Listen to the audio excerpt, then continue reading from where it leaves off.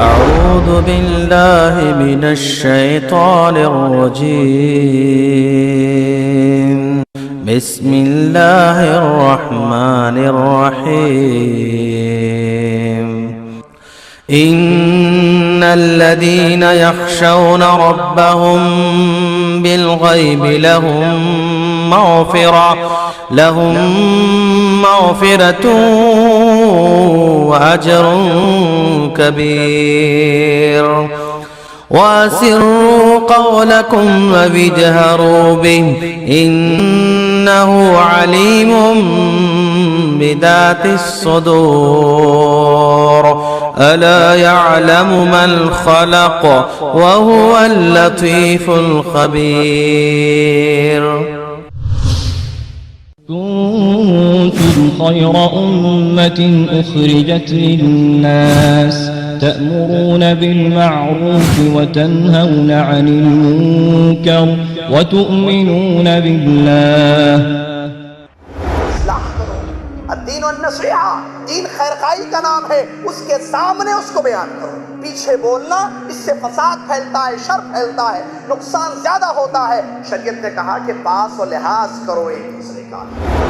بے حسی چھائی ہوئی ہے، الزام پر الزام، ذمہ داروں پر الزام، علماء پر الزام، مسلمان بادشاہ پر الزام، بڑوں پر، اچھوں پر، سب پر الزام، تہمت پر تہمت سن کر پھیلا دینا. اس نے یہ کیا، اس نے وہ کیا.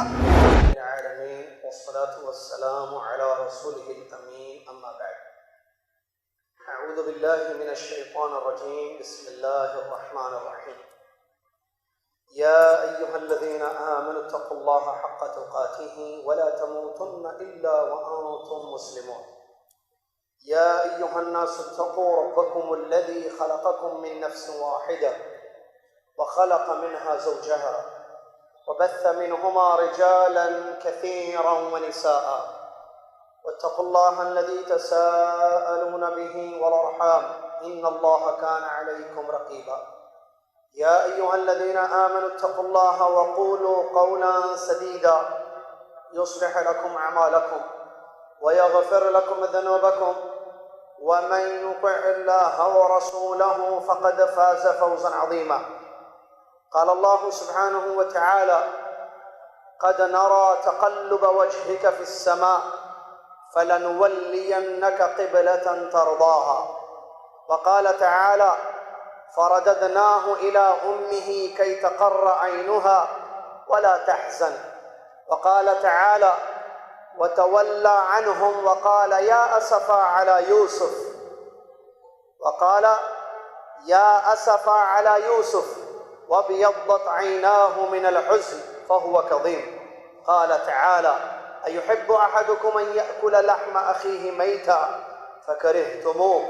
وقال تعالى: ولولا إذ سمعتموه ظن المؤمنون والمؤمنات بأنفسهم خيرا. وقال عز وجل: ووصينا الإنسان بوالديه حملته أمه وهنا على وهن.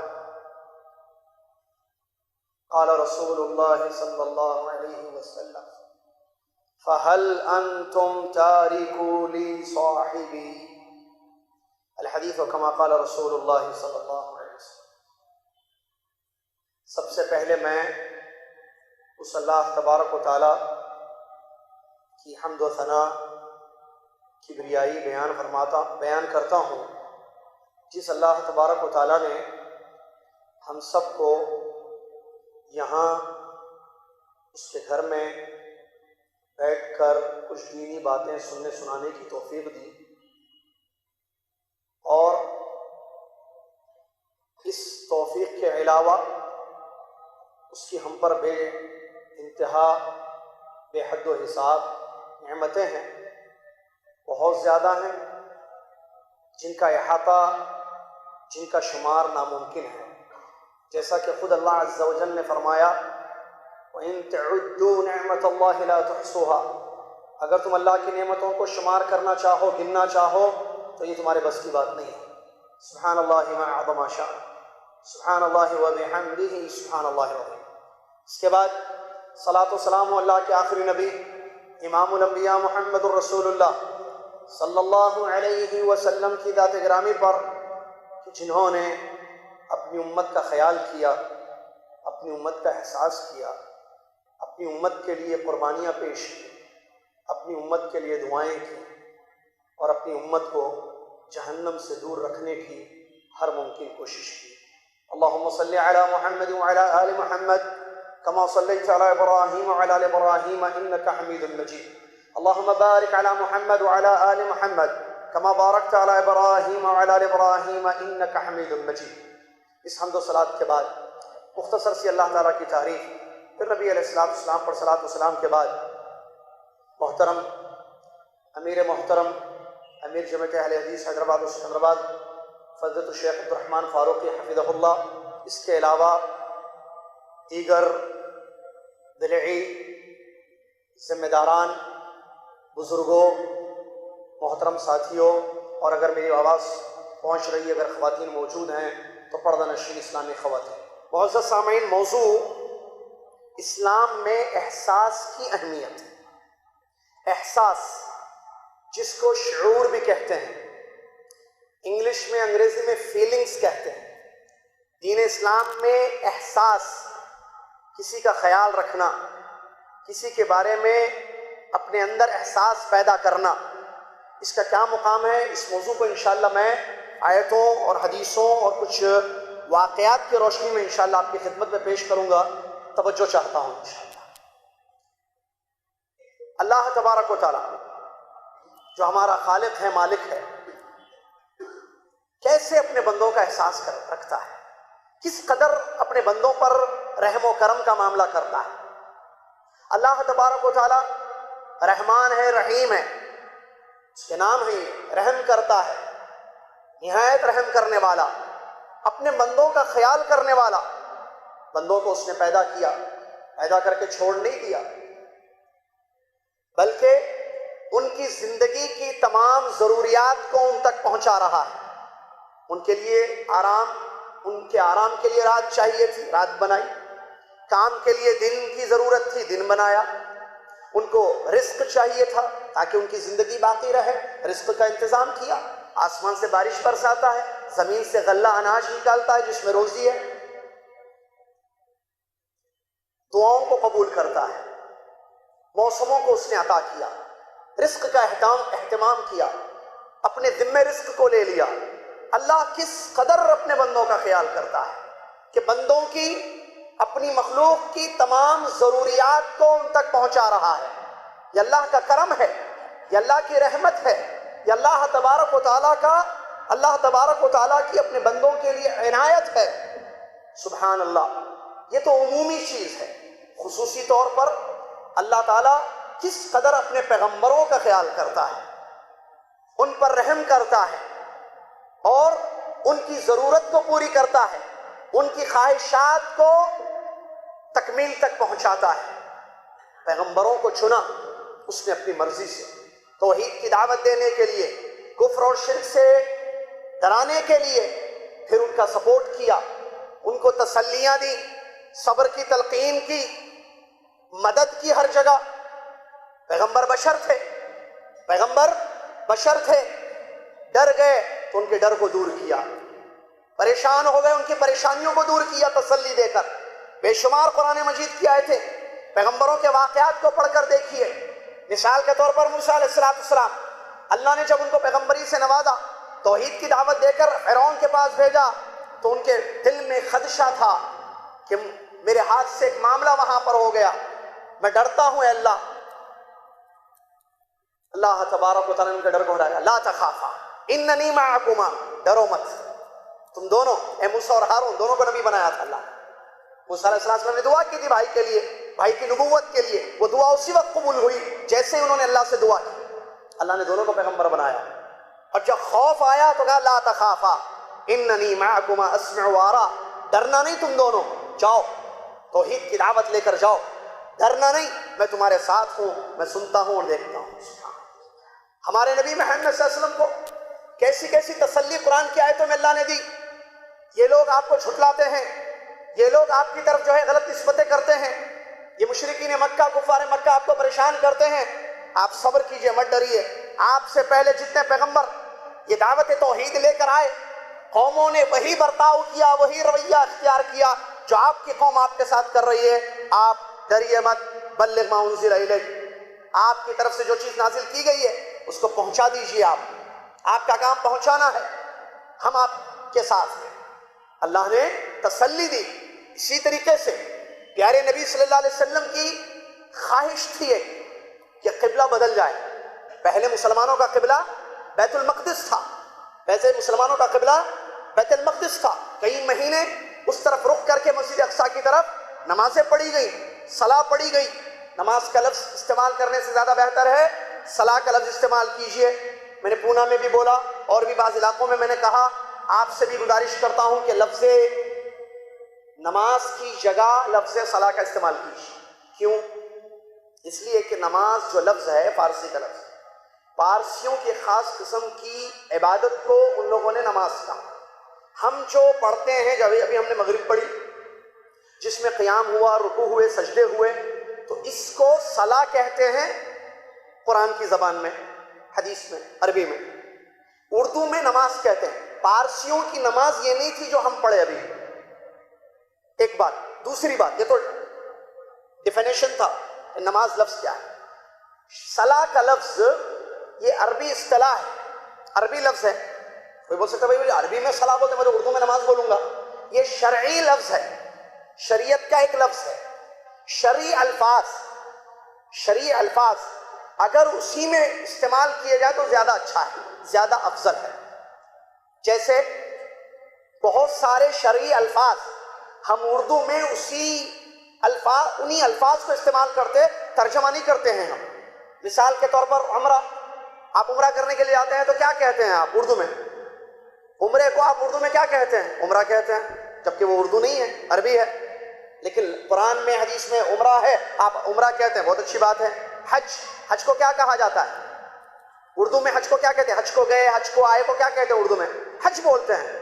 عربی لفظ ہے، شرعی لفظ ہے، شرعی اصطلاح ہے، اردو میں وہی معنی میں استعمال کی جاتی ہے۔ دو ہو گئے۔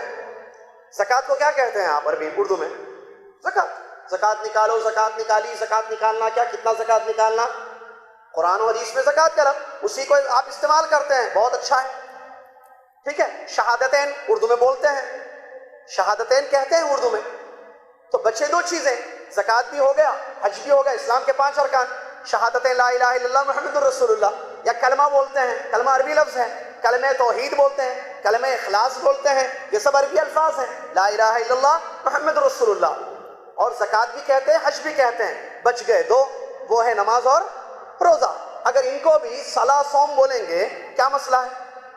جیسے زکوٰۃ حج بولتے ہیں، صلاح بولیں گے، میں صلاح پڑھا، مغرب کی صلاح ہو گئی، عشاء کی صلاح پڑھنا ہے، میں آپ کو فجر کی صلاح میں ملوں گا، تھوڑے دن استعمال کیجئے، خود بخود عادت ہو جائے گی آپ کی۔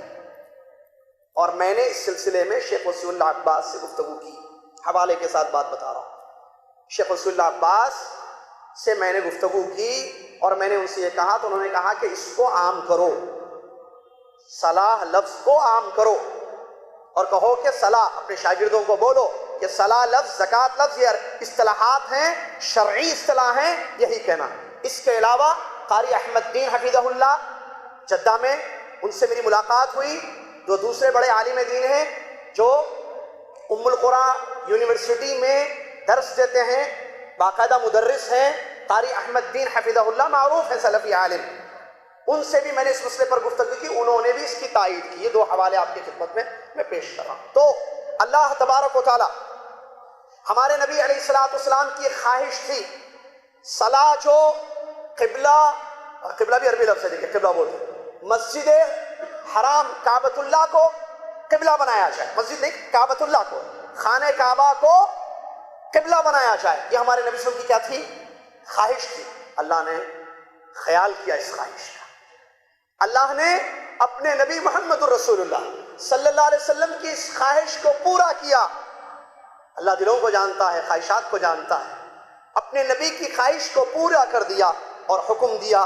بلکہ اس سے پہلے کی آیت، قد نرى تقلب وجهك في السماء فلنولينك قبلة ترضى، ہم دیکھتے ہیں اے نبی آپ کا چہرہ بار بار آسمان کی طرف جا رہا ہے۔ آپ نبی صلی اللہ علیہ وسلم بار بار اوپر دیکھتے تھے، خواہش تھی، اور بار بار آسمان کی طرف دیکھتے تھے کہ اللہ تعالیٰ قبلہ بدل دے، بیت المقدس کی جگہ خانہ کعبہ بیت اللہ کو قبلہ بنایا جائے. یہ خواہش تھی اور بار بار آسمان کی طرف اپنے مبارک چہرے کو اٹھاتے تھے. اللہ نے اس کی خبر دی. ہم دیکھتے ہیں کہ آپ بار بار چہرہ آسمان کی طرف کر رہے ہیں. فَلَنُوَلِّيَنَّكَ قِبْلَةً تَرْضَاهَا، ہم ضرور اس قبلے کو بنا دیں گے جو آپ کی خواہش ہے. اس کے بعد آیت اتری فَوَلِّ وَجْهَكَ شَطْرَ الْمَسْجِدِ الْحَرَامِ، آپ اپنے چہرے کو مسجد حرام کی طرف کیجئے. قبلہ بدل گیا. تحویل قبلہ واقعہ مشہور ہے. اس کے بعد خبر بھی پھیلائی گئی. مسجد قبلتین جانتے ہیں، صحابہ کو خبر دی گئی، صحابہ نے قبلہ بدل دیا. اللہ تبارک صلاح اس طرف پڑھنے لگے.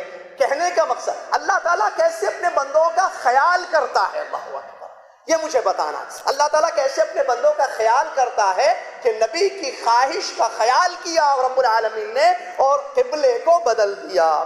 اسی طریقے سے کس قدر اللہ تبارک و تعالیٰ خیال کرتا ہے. دیکھیے ایک ماں کا خیال کیسے کیا اس رب العالمین نے، اس ارحم الراحمین نے، اس رحم کرنے والے رب نے.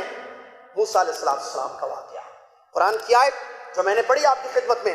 اللہ تعالیٰ فرماتا ہے فَرَدَدْنَاهُ إِلَىٰ أُمِّهِ كَيْ تَقَرَّ عَيْنُهَا وَلَا تَحْزَنْ، ہم نے ان کے بیٹے کو، ان کی امی، ہم نے ان کو یعنی موسیٰ علیہ السلام کو ان کی والدہ کی طرف لوٹا دیا تاکہ ان کی آنکھوں کو ٹھنڈک ہو اور وہ فکر نہ کریں.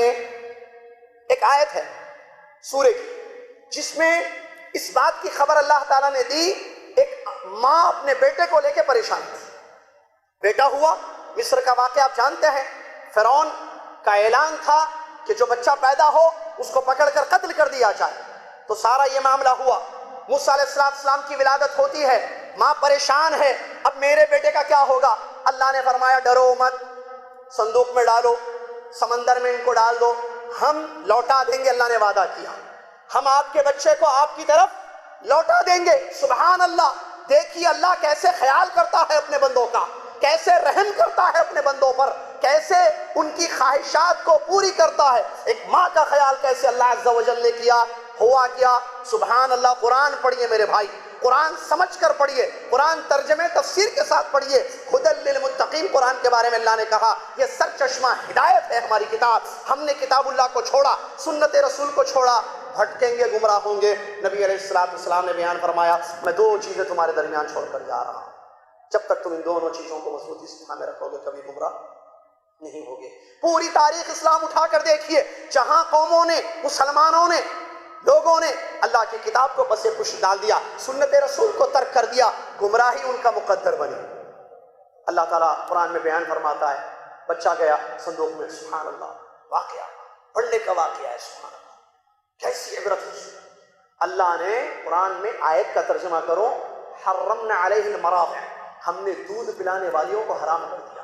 مطلب کسی کا دودھ پینا نہیں. وعدہ کیا تھا نا پورا، کسی کا دودھ نہیں. موسیٰ علیہ السلام محل میں پہنچ گئے. واقعہ میں بتانا نہیں چاہ رہا، واقعہ جانتے آپ کیسے کیسے صندوق وہاں سے گزرا اور اٹھا لیا گیا اور صندوق کو دیکھا تو بچہ ہے وغیرہ وغیرہ پورا واقعہ. اصل پوائنٹ پر لانا چاہ رہا ہوں میں آپ، اصل نقطہ بتانے کے لیے. تو کیسے جو ہے دودھ پلانے والیوں کا انتظام کیا گیا. کسی کا دودھ پیتے نہیں کیونکہ اللہ نے منع کر دیا. اللہ جو چاہتا ہے وہ کرتا ہے. اللہ تعالیٰ ہر چیز پر قدرت رکھتا ہے. اس کے بعد کیا ہوا، ان کی بہن نے ماں کی خبر دی، ان کو لایا گیا. جیسے ہی جو ہے ماں کے پاس بچہ پہنچا فوراً دودھ پینا شروع کر دیا. سب کو معلوم ہے کہ بچہ اپنی ماں کا دودھ پیتا ہے. اللہ تبارک و تعالیٰ نے اپنا وعدہ پورا کیا، ایک ماں کا خیال کیا، ان کے احساسات کو پورا کیا، ان کے احساسات کا خیال کیا، ان کے شعور کا، ان کے فیلنگز کا خیال کیا. وہی بات اس آیت میں اللہ تعالیٰ بتا رہا ہے فَرَدَدْنَاهُ إِلَىٰ أُمِّهِ، ہم نے لوٹا دیا موسیٰ کو ان کی ماں کی طرف. کئی تقرّ عَيْنُهَا، تاکہ ان کی آنکھیں ٹھنڈی ہو، سکون ملے آنکھوں کو کہ بیٹا میری گود میں دودھ پی رہا ہے. اور وَلَا تَحْزَنْ، اور غم نہ کرے. اسی طریقے سے قرآن پڑھتے جائیے، بے شمار مثالیں آپ کو ملیں گی. اللہ نے کیسے ایک باپ کا خیال کیا. اللہ اکبر. ایک باپ کے بارے میں اللہ تبارک و تعالیٰ بیان فرماتا ہے، ان کے احساس، ان کے جذبات کا کیسے خیال کیا. اس رب العالمین نے جو رحم کرتا ہے اپنے بندوں پر نہایت مہربان ہے. اللہ نے فرمایا وَتَوَلَّ عَنْهُمْ وَقَالَ يَا أَسَفَا عَلَى يُوسُفَ وَابْيَضَّتْ عَيْنَاهُ مِنَ الْحُزْنِ فَهُوَ كَظِيمٌ. سورہ یوسف پڑھ کے دیکھیے، یوسف علیہ السلام کے ابا کا واقعہ اس میں ملتا ہے. یوسف علیہ السلام جب واقعہ پورا جانتے ہیں آپ, اللہ تبارک و تعالیٰ بیان فرماتا ہے جب بچوں نے آ کر جھوٹی خبر دی, کہا کہ بھیڑیا کھا گیا یوسف کو, تو اللہ تبارک و تعالیٰ فرماتا ہے وَتَوَلَّى عَنْهُمْ, ایسے پلٹے ان کے ابا, وَقَالَ يَا أَسَفَا عَلَى يُوسُف, پلٹ کر کہا کہ ہائے افسوس میرے یوسف پر, وَابْيَضَّتْ عَيْنَاهُ مِنَ الْحُزْنِ, اور غم کے مارے ان کی آنکھیں چلی گئی, بینائی چلی گئی, اتنا روئے اپنے بیٹے کے غم میں, اپنے یوسف کے غم میں, اس قدر روئے کہ ان کی آنکھوں کا پانی ختم ہو گیا اور وہ نابینا ہو گئے. اللہ اکبر. یہاں اس بات کو بتایا جا رہا ہے کس طریقے سے ایک باپ کے شعور اور احساسات کا خیال شریعت نے کیا ہے, اور بعد میں واقعے کو دیکھیے کس طریقے سے اللہ تبارک و تعالیٰ نے باعزت بامکرم یوسف علیہ السلام کو ایک بادشاہ کی شکل میں اپنے ان کے والد سے, ان کے بھائیوں سے ملا دیا. محترم سامعین, کہنے کا مقصد یہ ہے ہمارا رب اپنے بندوں پر کس قدر رحم کرتا ہے, کیسے اپنے بندوں کا خیال کرتا ہے, اس کی بے شمار مثالیں آپ کو قرآن کی آیتوں میں ملیں گی اور حدیثوں میں بھی ملیں گی. اس میں سے ایک حدیث آپ کی خدمت میں پیش کروں. ایک جنگ کے موقع پر نبی علیہ السلام اپنے صحابہ کو ایک منظر دکھاتے ہیں. ایک عورت اپنے بچے کو قیدیوں میں ڈھونڈ رہی تھی, بچہ نہیں ملا, ادھر ادھر دیکھا, جب بچہ مل گیا اس ماں کو تو فوراً اپنے بچے کو پکڑ کر لپیٹ کر اپنے سینے سے لگاتی ہے, چومنا اس کو شروع کر دیتی ہے ایک ماں اپنے بچے کو. نبی علیہ السلام نے ابو بکر, عمر, صدیق, صحابہ رضی اللہ عنہ موجود تھے, ان سب سے مخاطب ہو کر فرمایا کیا خیال ہے تمہارا, اطارحۃ هذه ولدها فی النار او کما قال رسول اللہ, کیا یہ ماں اپنے بچے کو آگ میں پھینک سکتی ہے, کہا کہ ہرگز نہیں. اتنی چاہنے والی ماں, اس قدر رحم کرنے والی, شفقت کرنے والی ماں اپنے بچے کو کیسے آگ میں پھینکے گی. نبی صلی اللہ علیہ وسلم نے فرمایا للہ ارحم من هذه بولدی, اللہ تعالیٰ اس ماں, یہ ماں جو اپنے بچے پر رحم کرتی ہے, اس سے زیادہ, کہیں گنا زیادہ اللہ تعالیٰ اپنے بندوں پر رحم کرنے والا ہے. احساس کیا چیز ہے یہ, کہاں چلا گیا احساس؟ آئیے اس کے بعد اللہ تعالیٰ کا اپنے بندوں کو احساس دلانا. ابھی میں نے جو آیتیں ایک واقعہ پیش کیا اس میں اللہ کیسے اپنے بندوں کا خیال کرتا ہے, احساس کرتا ہے, رحم کرتا ہے, ان کی ضروریات کو پورا کرتا ہے, اور اس کے جو برگزیدہ بندے انبیاء ہیں ان کی خواہشات کو تکمیل تک پہنچاتا ہے. یہ آپ نے سنا. آئیے اللہ تعالیٰ اپنے بندوں کو احساس بھی دلاتا ہے. غور کیجئے قرآن کی روشنی میں, بندوں کے آپسی حقوق ہیں. اللہ نے ہم سب کو دنیا میں پیدا کیا, ایک مومن دوسرے مومن کا بھائی ہے. انما المؤمنون اخوہ, مومن آپس میں ایک دوسرے کے بھائی ہیں. المسلم اخو المسلم حدیث کے الفاظ ہیں, مسلمان کا بھائی ہے, نہ اس پر ظلم کرے, نہ اس کو حقیر سمجھے وغیرہ حدیث سے موجود ہے. اللہ تعالیٰ قرآن کی آیتوں میں جو کتاب ہمارے اور آپ کے لیے سرچشمہ ہدایت ہے, احساس دلا رہا ہے ہمیں کہ ایک دوسرے کا خیال رکھنا, ایک دوسرے کے حقوق کا خیال رکھنا. اس سلسلے میں کچھ آیتیں آپ کی خدمت میں پیش کرتا ہوں. اللہ نے فرمایا لا یغتب بعضکم بعضا, تم میں سے کوئی کسی کی غیبت نہ کرے. غیبت معلوم ہے بھائی کے پیچھے, نبی صلی اللہ علیہ وسلم نے حدیث میں اس کا ڈیفینیشن, اس کی تعریف بیان کی ہے. کسی انسان کا اپنے بھائی کے بارے میں پیچھے برا کہنا, اس کی برائی بیان کرنا. سوال کیا گیا اگر وہ بات جو ہم ہمارے بھائی کے پیٹ پیچھے کہہ رہے ہیں اس کے اندر نہیں پائی جاتی ہے یا پائی جاتی ہے, دو ہی ہوں گے نا شکلیں. ہم پیچھے برائی کر رہے ہیں, وہ برائی جس کا ذکر ہم کر رہے ہیں ہو سکتا اس کے اندر ہے, ہو سکتا اس کے اندر نہیں ہے. اگر اس کے اندر نہیں ہے تو وہ کیا ہوگی, تہمت, حرام. اگر وہ برائی اس کے اندر ہے, ہمیں معلوم ہے اس کے اندر یہ برائی ہے اور ہم اس کے پیچھے کہہ رہے ہیں, کہا یہی تو غیبت ہے. کیا کہا, یہی تو غیبت ہے. کیا غیبت جائز ہے؟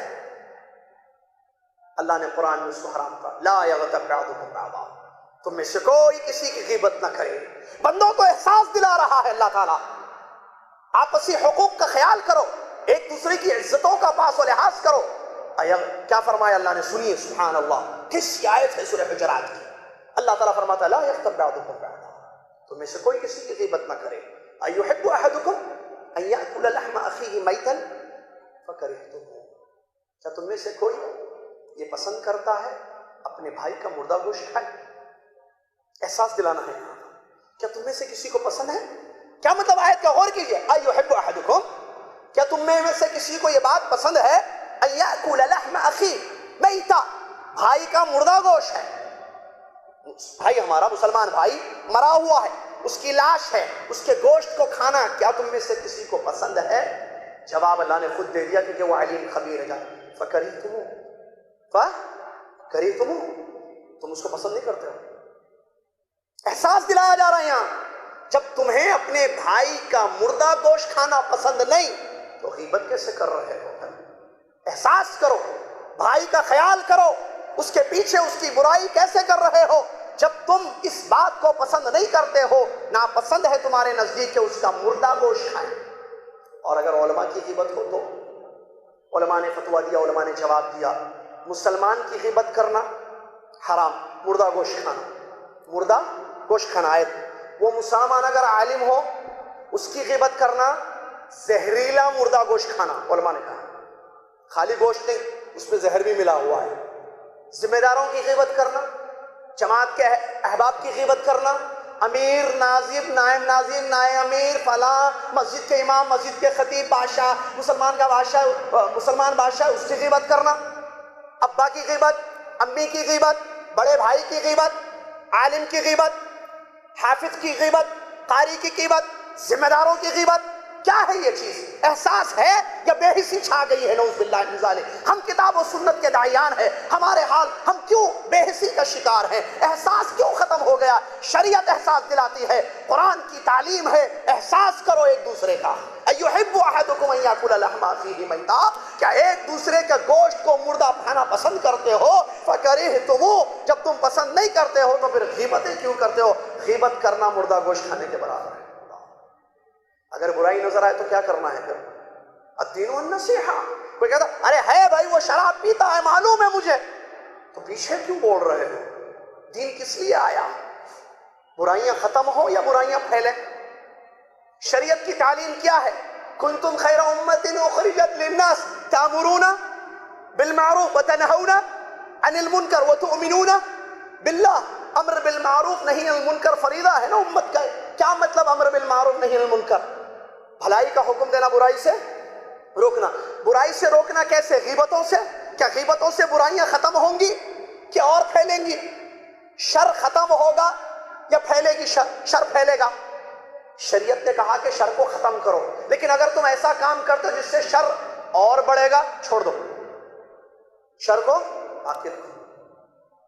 آپ کو معلوم ہے، میں اشارہ کروں سے وقت کا خیال کرتے ہوئے، بادشاہ اگر ظالم ہے، بادشاہ مسلمان ظالم ہے، کیا ہے اہل سنت جماعت کا منہج؟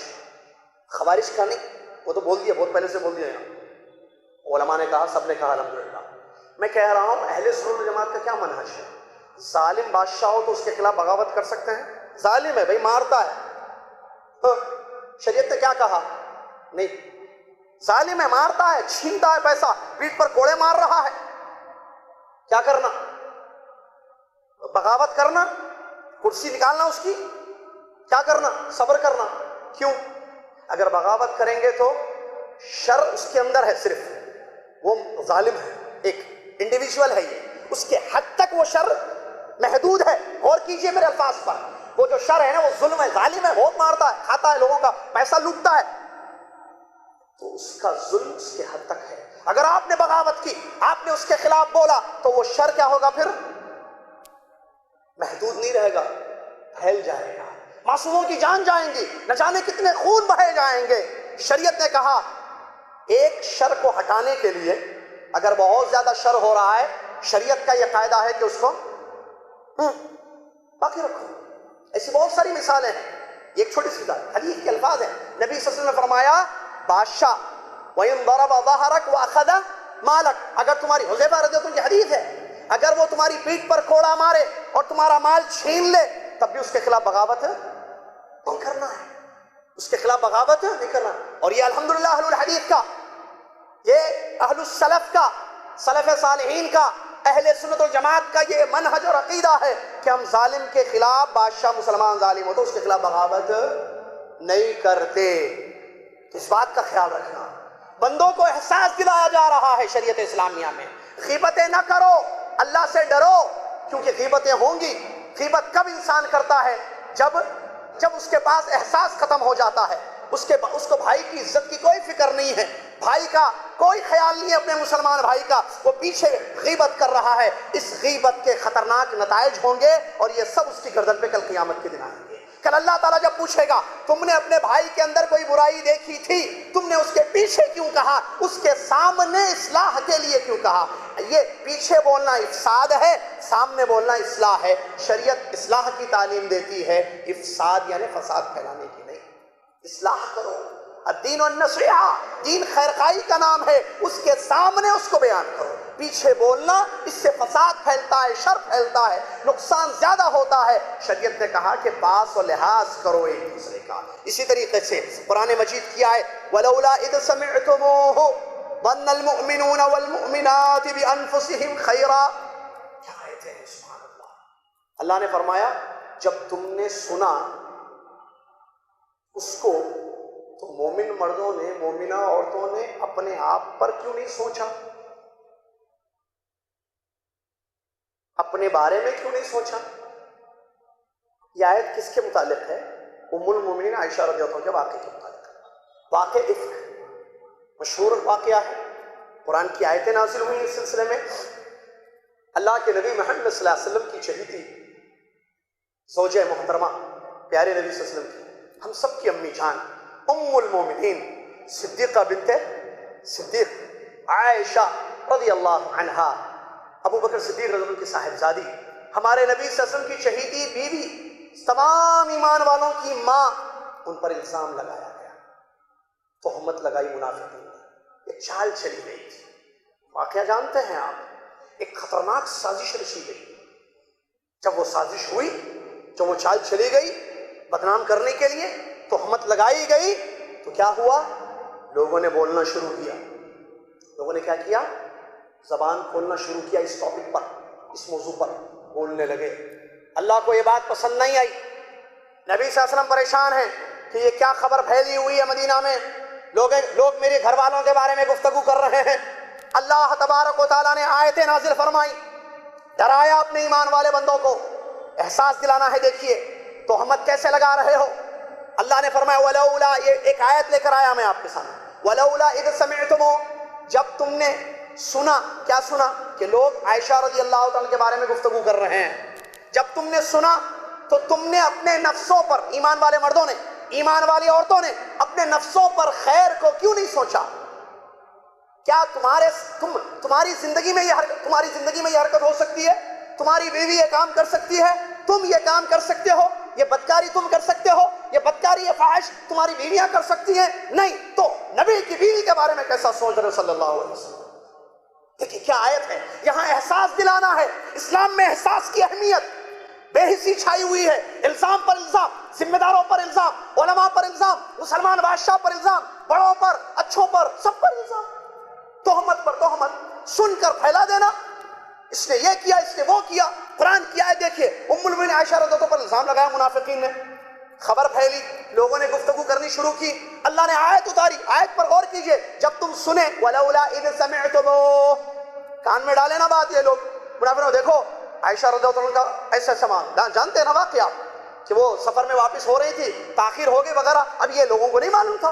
اللہ علیم ہے، علام الغیوب ہے، غیب کو جاننے والا ہے، ہر چیز سے واقف ہے، اس کو معلوم. لوگوں کو نہیں معلوم تھا کہ حقیقت کیا ہے، ریالٹی کیا ہے، سچ کیا ہے، نہیں معلوم تھا لوگوں کو. صرف لوگوں کو یہ بولا بھائی عائشہ رضی اللہ عنہا اور وہ صحابی جو آخر میں آتے تھے، ہے نا، دونوں آئے. منافق نے دیکھو دونوں آ رہے ہیں، عائشہ رضی اللہ عنہا نبی سمجھی بھی، ساتھ میں اجنبی مرد آ رہا ہے دونوں. دیکھیے بدگمانی، شریعت نے بدگمانی کو حرام قرار دیا. کیوں؟ میرے ساتھ پوائنٹس پر غور کیجئے. بدگمانی ہوگی تو غیبت ہوگی، بدگمانی ہوگی تو تجسس ہوگا، تجسس ہوگی تو غیبت ہوگی، تہمتیں ہوں گی. اسی لیے شریعت قرآن نے کہا، سورہ حجرات کی آیتوں کو ایک مرتبہ پڑھ کے دیکھیے کہ ایک دوسرے سے بدگمان نہ کرو. کیا ہے وہ بن کہ بدگمانی مت کرو. بدگمانی تجسس کو جنم دیتی ہے.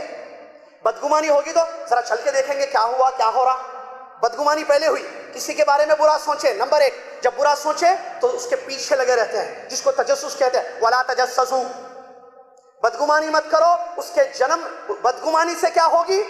برا سوچنا کسی کے بارے میں, اپنے مسلمان بھائی یا بہن کے بارے میں, اس سے تجسس آئے گا.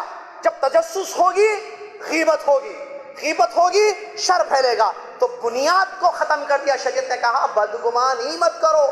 اور حدیثیں ہیں, عمر بن خطاب رضی اللہ عنہ فرماتے ہیں اگر تمہارے بھائی کے منہ سے کوئی تم بات سنو جس کے دو مطلب ہو سکتے ہیں, اچھا اور برا, تو کیا لینا؟ اچھا لو. بدگمانی حرام ہے اسلام میں. ظنوا بالمسلمین خیرا, اپنے مسلمان بھائیوں اور بہنوں کے بارے میں اچھا گمان کرو. یہاں وہی بات بتائی جا رہی ہے. سبحان اللہ. عائشہ رضی اللہ تعالیٰ پر تہمت لگائی, لوگوں نے زبانیں کھولی تو اللہ نے ڈانٹ دیا. اللہ نے ان کو کہا اگر اللہ کی رحمت نہیں ہوتی, اگر اللہ کا خیال نہیں ہوتا تمہارے لیے, اللہ کی رحمت نہیں ہوتی تو اللہ تعالیٰ کا عذاب تم کو آتا جو تم نے ام المومنین رضی اللہ عنہ کے بارے میں گفتگو کی. ڈرایا اللہ نے, عذاب آتا. اللہ نے معاف کر دیا تم کو. بچ کے رہنا آئندہ سے. وَلَوْلَا إِذْ سَمِعْتُمُ, جب سنے تو تم نے اپنے آپ پر کیوں نہیں گمان کیا, اپنے بارے میں کیوں نہیں سوچا؟ مومن مردوں نے, مومنہ عورتوں نے اپنے بارے میں کیوں نہیں سوچا؟ ان لوگوں کے ساتھ یہ کام ہو سکتا ہے کیا؟ آپ کی بیوی یہ کام کر سکتی ہے؟ نہیں کر سکتے. تو ایمان والوں کی ماں نبی علیہ السلام کی زوج محترمہ عائشہ رضی اللہ تعالیٰ عنہ کے بارے میں کیسے سوچ لیے تم؟ تو سننا, سن کر اس کی تحقیق نہیں کرنا, اس کو پھیلانا, یہ شریعت نے جرم قرار دیا. احساس نہیں ہو کسی کا تب یہ چیزیں ہوتی ہیں. آج وہی حال نعوذ باللہ مسلمانوں میں پایا جاتا ہے. ذمہ داروں کے متعلق کوئی بات سنی, ارے بھائی جماعت کے بارے میں ایک انفارمیشن معلوم نہیں. کیا ہے بھائی نہیں انفارمیشن؟ ادھر آؤ, بٹھا کر سنو. امیر معلوم, امیر کون ہے؟ ہاں ان کی ایک رپورٹ ہے. دیکھو ناظم صاحب معلوم, نائب ناظم صاحب معلوم, خطیب صاحب معلوم, فلاں مسجد کے عالم صاحب معلوم, ان کے بارے میں ایک انفارمیشن سنو. یہ کہاں سے سنے بھائی؟ کس نے کہا؟ تحقیق کی. اللہ سے ڈرو, کل قیامت کے دن اللہ پوچھے گا. کل قیامت کے دن اللہ اگر صرف یہ پوچھ لے تم نے جو چیز پھیلائی کیا تمہیں معلوم تھی اس کی حقیقت؟ کیا تم جانتے تھے؟ مسجد کا پیسہ کھا لیے, دوسری شادی کر لیے, پیسہ جو ہے جماعت کا ہڑپ کر لیے, یہ سب چیزیں. واللہ کسی نے نہیں کہا مجھے بولنے کے لیے. یہ موضوع میں نے کل سوچا, بہت دنوں سے جتا میں میرے دماغ میں یہ موضوع تھا, میں نے رکا تھا. یہ بھائیوں نے جب کل مجھ سے مطالبہ کیا اور ذمہ داروں سے موافقت کی خبر دی تو میں نے کہا کہ یہ ایک موضوع ہے, دیکھو اگر یہ مناسب سمجھے تو اس پر گفتگو ہوگی. احساس کی ذمہ داری اسلام میں احساس ہے, احساس دلایا گیا ہے. اللہ سے ڈرو, اللہ سے ڈرو. کل قیامت کے دن ہر بندے کو اللہ کے ساتھ جواب دینا ہے. آپ سنتے ہو کوئی چیز تو آپ کیوں پھیلاتے ہو؟ یہ پھیلانا پھیلانا پھیلانا, پہلے تو ایسے پھیلانا تھا, اب تو واٹس ایپ ہے, اب تو فیس بک ہے, اب تو الیکٹرانک میڈیا ہے, اب تو سوشل میڈیا ہے. اس کے ذریعے جو چیزیں پھیلائی جاتی ہیں, اس باللہ کیا حال ہو رہا ہے مسلمانوں کا, کس طرف چلے جا رہے ہیں. کسی نے دوسری شادی کی تو اس کے متعلق پھیلایا جا رہا ہے, اس نے ایسا کیا ویسا کیا. آپ کو معلوم حقیقت کیا ہے؟ آپ نے پوچھا, آپ نے تحقیق کی.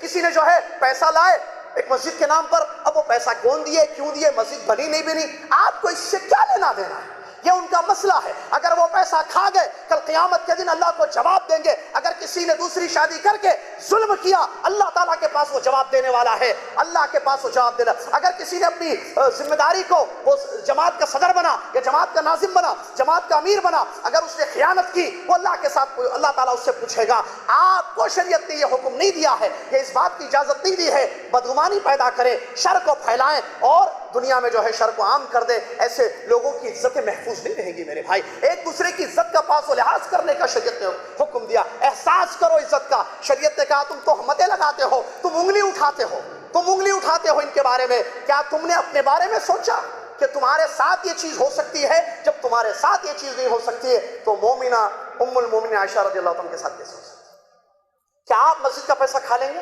یا تھوڑی دیر کے لیے؟ آپ نے دوسری شادی کی, حرام حلال حلال. آپ نے دوسری شادی کی, کیوں کی, کیسے کی؟ آپ نے دوسری شادی کی. آپ دوسری شادی کریں, آپ کے بارے میں خبر پھیلے, انہوں نے ظلم کیا, انہوں نے زیادتی کی, انہوں نے ایسے کیا. آپ سوچئے, آپ کسی لڑکی کو اپنی نکاح میں لے کر ظلم کریں گے؟ آپ اپنے بارے میں سوچئے. آپ ظلم کریں گے, تکلیف دیں گے, ستائیں گے, ظلم کریں گے اس معصوم عورت پر جس کو نکاح میں آپ نے لیا ہے, مارنے کے لیے نکاح میں لیا ہے. آپ نہیں کرتے تو آپ کے بھائی کے بارے میں آپ کیسا سوچ رہے ہیں؟ آپ اپنے مسلمان بھائی کے بارے میں کیسا سوچ رہے ہیں کہ اس نے ظلم کیا، اس نے ستایا، اس نے مارا؟ کل قیامت کے دن اللہ اگر آپ سے پوچھے، وہ مسلمان بھائی آپ کا گریبان پکڑے، آؤ اللہ کی عدالت میں، یہ اللہ ہے، رب العالمین ہے، فیصلہ کرنے والا، بتاؤ تم نے کیا کہا؟ کیا جواب دو گے جب اللہ پوچھے گا تم نے کہاں سے کہہ دی یہ بات؟ کس نے تم سے کہی بات؟ کیا تم نے اس مسئلے کی تحقیق کی؟ من حسن اسلام المرء ترکہ فیما لا یعنی، اچھا مسلمان وہ ہے جو لا یعنی چیزوں کو، جس سے اس کا تعلق نہیں ہے، اس کو چھوڑ دے۔ اسی طریقے سے اگر کوئی پیسے کھا گیا، آپ نے سنا کہ بھائی مسجد کی پراپرٹی تھی، جماعت کی پراپرٹی تھی، کھا گئے خود، سن لیا آپ نے پھیلانا شروع کر دیا، ارے بھائی یہ ایسا ہے ویسا ہے ایسا ہے، اس سے کیا ہوگی؟ دوریاں ہوں گی، اس سے نفرتیں ہوں گی۔ کتاب و سنت کے جو علمبردار ہے، کتاب و سنت کا جو کام ہو رہا ہے، رکاوٹ ہوگی یا نہیں ہوگی؟ دعوت کو میں پونا میں بھی بولا، پمپری میں بھی میں نے کہا، ہاسکوٹو میں بھی شاید میں نے یہ جملے کہا کہ وہاں جنت کی عورت کے متعلق بیان کیا گیا تھا، میں نے کہا اگر آپ دعوت کو فائدہ پہنچا سکتے ہیں تو ضرور پہنچائیں، نہیں پہنچا سکتے ہیں تو اللہ کے لیے نقصان مت پہنچائیں۔ یہ دعوت، حق کی دعوت، یہ ایسی نہیں پھیلتی، اس کے لیے بڑی قربانیاں دینی پڑتی ہیں۔ اگر آپ ساتھ دیتے ہیں حق والوں کا تو ٹھیک، ورنہ خاموشی اختیار کیجیے۔ دعوت کو ضرر مت پہنچائیں، دعوت کو ضرر تکلیف مت پہنچائیے، دعوت کو نقصان مت پہنچائیے کہ آپ کے جملے کی وجہ سے، آپ کی بدگمانی کی وجہ سے، آپ کے شر پھیلانے کی وجہ سے دعوت رک جائے، اس میں رکاوٹ پیدا ہو جائے۔ کیونکہ آج دنیا میں باطل کا سپورٹ کرنے والے بہت ہیں، حق کا ساتھ دینے والے چنندہ ہے، کم ہے۔ اگر آپ حق کا کام کر رہے ہیں تو فبیہا و نعما، اگر آپ حق کا کام نہیں کرتے ہیں، خود جو کام ذمہ داران، جمعیت کے احباب، علماء، خطباء، ائمہ کام کر رہے ہیں، ان کے خلاف مت بولیے، خدا را اللہ کے واسطے ان کے خلاف مت بولیے۔ آپ کہیں ایسا نہ ہو کہ آپ کے بولنے سے دعوت میں رکاوٹ پیدا ہو، کل قیامت کے دن اللہ تعالیٰ آپ سے پوچھے تم نے نہ دعوت کا کام کیا، نہ دعوت دینے والوں کا ساتھ دیا، بلکہ الٹا جماعت کے یا دعوت کے یا ذمہ داروں جو دین کا کام پھیلا رہے ہیں اور دین کا کام کر رہے ہیں، تم نے رکاوٹ پیدا کر دی ان کے اندر۔ آپ کو معلوم ذمہ داری کوئی معمولی چیز نہیں ہے۔ ہم کیا سمجھتے ہیں؟ اللہ جزائے خیر دے عبدالرحمن فاروقی صاحب، بچپن سے میں ان کو دیکھ رہا ہوں، یہ عبدالحافظ بن بدر محبوب نگر کے ذمہ دار کی، ان دونوں کو میں جانتا ہوں، یہاں جو ذمہ دار شفیق عالم صاحب جانتے ہیں ان کو، میں بچپن سے جانتا ہوں۔ یہ ایسے نہیں ہے، ان کی قربانیاں میں نے اپنی آنکھوں سے دیکھی، ان کی قربانی بات عام کر رہا ہوں، خاص نہیں، یہ مثال ہے۔ ایسے ذمہ داران ہیں، بشر ہیں، انسان ہیں، وہ کیسی جماعت کے لیے، حق کو پھیلانے کے لیے، دین کا کام آگے بڑھے، بھائی آگے بڑھے، دین کا کام ہو، اس کے لیے کتنی قربانیاں دے رہے ہیں، کچھ اندازہ ہے؟ نہیں ہے، بشر ہے، ٹھیک ہے۔ اگر مان لیا جائے کہ ان سے کچھ غلطی ہو جائے، کیا کرنا ہے؟ شریعت کا حکم کیا ہے؟ مان لیا جائے، جبکہ ایسا ہے ہی نہیں، بدنام کیا جاتا ہے، نعوذ باللہ۔ میں پرٹیکولر نہیں، میں نے مثال دیا ہے، الحمدللہ ان کے بارے میں کچھ نہیں، میں ایک عام بات کر رہا ہوں، میں نے مثال دے دی سامنے موجود سے۔ کیا ہم کیوں جو ہے اس کا احساس کیوں نہیں ہے ہمارے دلوں میں؟ یہ مسلمان بھائی ہیں، ہم سے بڑے ہیں عمر میں، اور ایک ذمہ داری انہوں نے اپنے گردنوں پہ لی ہے، اس کے لیے کتنی قربانیاں کرنی پڑتی ہیں آپ کو۔ آپ صرف گھر کی ذمہ داری، گھر میں چند مہمان اگر گھر میں آ جائیں، 10-15 مہمان آ جائیں، پکانے کے لیے پریشان ہو جاتے ہیں، کہاں سے گوشت لاؤں، کہاں سے ترکاری لاؤں، پیسوں کے مسئلے الگ چل رہے ہیں، 2000 انہیں نہیں لیتا، انہیں یہ نہیں لیتا، وہ نہیں لیتا ہے نا۔ آپ اندازہ لگائیے، صرف مختصر وقت کے لیے، ایک ٹائم کا کھانا کھلانے کے لیے اگر آپ نے 15 لوگوں کی دعوت دے دی، تو ان 15 لوگوں کا ارینجمنٹ جس کو کہتے ہیں، معمولی چیز ہے؟ مشکل ہے نا، اس ذمہ داری کو نبھانا، گھر، بیوی، بچے، ان کی ذمہ داری کو نبھانا، تو یہ جماعت ہے پوری۔ کیسے کیسے مسائل آتے ہوں گے، کبھی بیٹھ کے سوچیں آپ، جماعت کے سامنے کیسے کیسے مسائل آتے ہیں، ذمہ داروں کے سامنے کیسے کیسے چیزیں آتی ہیں، وہ کیسے اس کو نپٹتے ہوں گے، اور کیسے حکمت کے ساتھ کام کرنا پڑتا ہے۔ خیال کیجئے اللہ کے واسطے، احساس اپنے اندر پیدا کرنے کی کوشش کیجئے میرے بھائیو، بہت ضروری ہے اس بات کا خیال کرنا، اس بات کا احساس کرنا۔ اسی طریقے سے آگے بڑھیے، قرآن کہتا ہے وَوَصَّيْنَا الْإِنسَانَ بِوَالِدَيْهِ حَمَلَتْهُ أُمُّهُ وَهْنًا عَلَى وَهْنٍ۔ اللہ تعالیٰ اپنے بندوں کو احساس دلا رہا ہے، اللہ تعالیٰ اپنے بندوں کو احساس دلا رہا ہے، کہتا ہے ہم نے وصیت کی انسان کو کہ ماں باپ کے ساتھ اچھا سلوک کرو۔ آگے فرمایا امی نے تکلیف پر تکلیف، کمزوری پر کمزوری سے پیٹ میں رکھا اپنے بچے کو۔ اللہ اکبر، یہ آیت ہے نا قرآن کی، یہاں وصیت کی اللہ نے اور احساس دلایا، وصیت کی کہ ماں باپ کے ساتھ اچھا برتاؤ کرو، کیوں؟ احساس دلا رہا اللہ تعالیٰ۔ امی ہے نا، وہنن علی وہن، کمزوری پر کمزوری، 8 مہینے حمل، کیسے کیسی کنڈیشن سے گزرتی ہے، گینیکولوجسٹ جو لوگ ہیں، جو لوگ شادی شدہ صاحب اولاد ہیں، وہ جانتے ہیں کہ بیوی دوران حمل، پریگننسی کا جو پیریڈ ہوتا ہے، اس میں کیسی کیسی کمزوریوں سے گزرتی ہے۔ یہ عورتیں ہی زیادہ جانتی ہیں ان کے ساتھ، یا شوہر جنہوں نے اپنی بیوی کو دیکھا کبھی الٹی ہو رہی ہے، کبھی پیٹ میں درد ہو رہا ہے، کبھی یہ ہو رہا ہے۔ ڈاکٹرز بھی کہتے ہیں، اس پر کتابیں لکھی ہیں، سائنس سے بہت ساری چیزیں، شریعت نے بہت پہلے بتا دیا۔ امی کا خیال کیوں نہیں کرتے تھے؟ احساس دلایا بندوں کو، والدین ماں باپ کے ساتھ اچھا برتاؤ کرو۔ کیوں؟ وصیت ہے اللہ کی، حکم ہے اللہ کا، وَقَضَىٰ رَبُّكَ أَلَّا تَعْبُدُوا إِلَّا إِيَّاهُ وَبِالْوَالِدَيْنِ إِحْسَانًا۔ تمہارے رب کا یہ فیصلہ ہے کہ ماں باپ کے ساتھ اس نے سلوک کرو۔ کیوں؟ اس لیے کہ ان کا حق ہے۔ حق کیوں ہے؟ احساس دلا، انہوں نے تمہارے لیے کیا کیا ہے۔ امی نے قرآن کی آیت ہے، حملت امہ وہنا علی وہن، کمزوری پر کمزوری، پھر تاریکی میں اندر حمل میں رکھا۔ اور ایک آیت ہے قرآن کی جس میں کہا دودھ پلایا 2 سال تک، اس سے پہلے حمل میں کمزوری، تکلیف، اور جب جنا بچے کو، جب ڈیلیوری ہوئی، وضعتہ کرہا، قرآن کہتا ہے جب ڈیلیوری کی، جب بچے کو نکالا جسم سے، تب بھی تکلیف، پہلے بھی تکلیف، بعد میں بھی تکلیف، پھر 2 سال تک دودھ پلاتی ہے۔ یہ تو قرآن نے بیان کیا ہے۔ اس کے بعد اور آگے بڑھی ہے، تربیت میں جو تکلیفیں ہوتی ہے، نیند کی قربانی، وقت کی قربانی، کھانے کی قربانی، اپنے جذبات کو قربان کر دیتی ہے، اپنی راحت کو قربان کر دیتی ہے وہ ماں جس نے ہمیں پال پوس کر بڑا کیا۔ شریعت اسلام اللہ تعالیٰ احساس دلاتا ہے اپنی ماں کا حق ادا کرو، اسی طریقے سے باپ کا حق بھی ادا کرو، شریعت احساس دلاتا ہے۔ تھوڑی دیر پہلے میں نے بتایا یوسف علیہ السلام کے والد کا واقعہ، رو رو کر جو ہے کیسے ان کی آنکھ کی بینائی چلی گئی تھی، وہاں احساس دلایا گیا، دیکھو ابا کا خیال کرو۔ اور اللہ کے نبی صلی اللہ علیہ وسلم نے فرمایا انت ومالک لابیک، تمہارا مال دونوں تمہارے ابا کے ہیں۔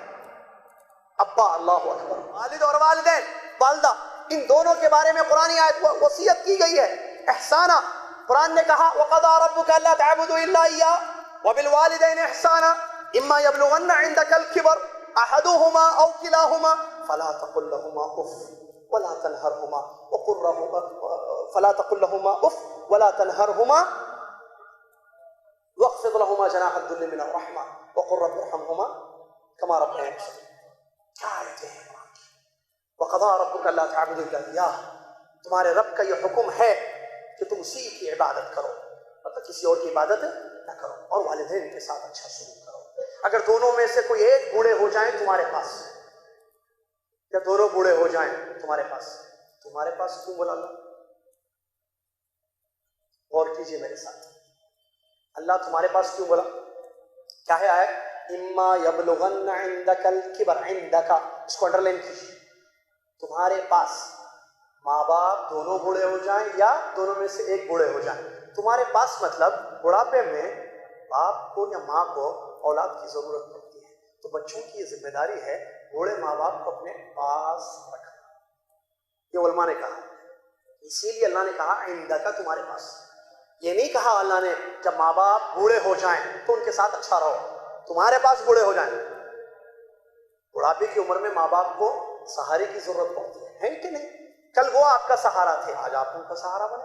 هل جزاء الاحسان الا الاحسان، احسان کا بدلہ احسان۔ انہوں نے تمہارے ساتھ حسن سلوک کیا ہے، پالا پوسا بڑا کیا، بہت قربانیاں دی، اب وہ بوڑھے ہو چکے اور بڑھاپا معلوم ہے، بینائی کمزور، ہڈیاں کمزور، اٹھنے بیٹھنے میں تکلیف ہے نا۔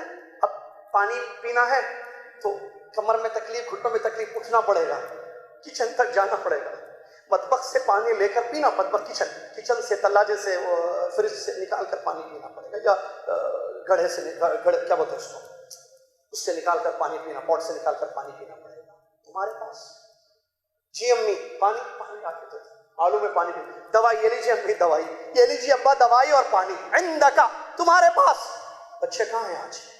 شادی کر کے بھول گیا ماں باپ، بیوی یاد آ گئی ماں باپ، احساس دلایا جا رہا ہے شریعت کی طرف سے، احساس ختم ہو گیا، اتنی فیلنگز کہاں ہے تمہاری اپنے ماں باپ کو لے کر؟ وہ ماں باپ جنہوں نے پال پوس کر تمہیں بڑا کیا تھا، حقوق پامال کیے جاتے ہیں، ان کو ایک الگ جگہ رکھ دیا جاتا ہے، رہو خوش آرام سے، میں میری بیوی میرے بچے، میں میری بیوی میرے بچے، میں میری بیوی میرے بچے۔ ماں باپ کہاں چلے گئے؟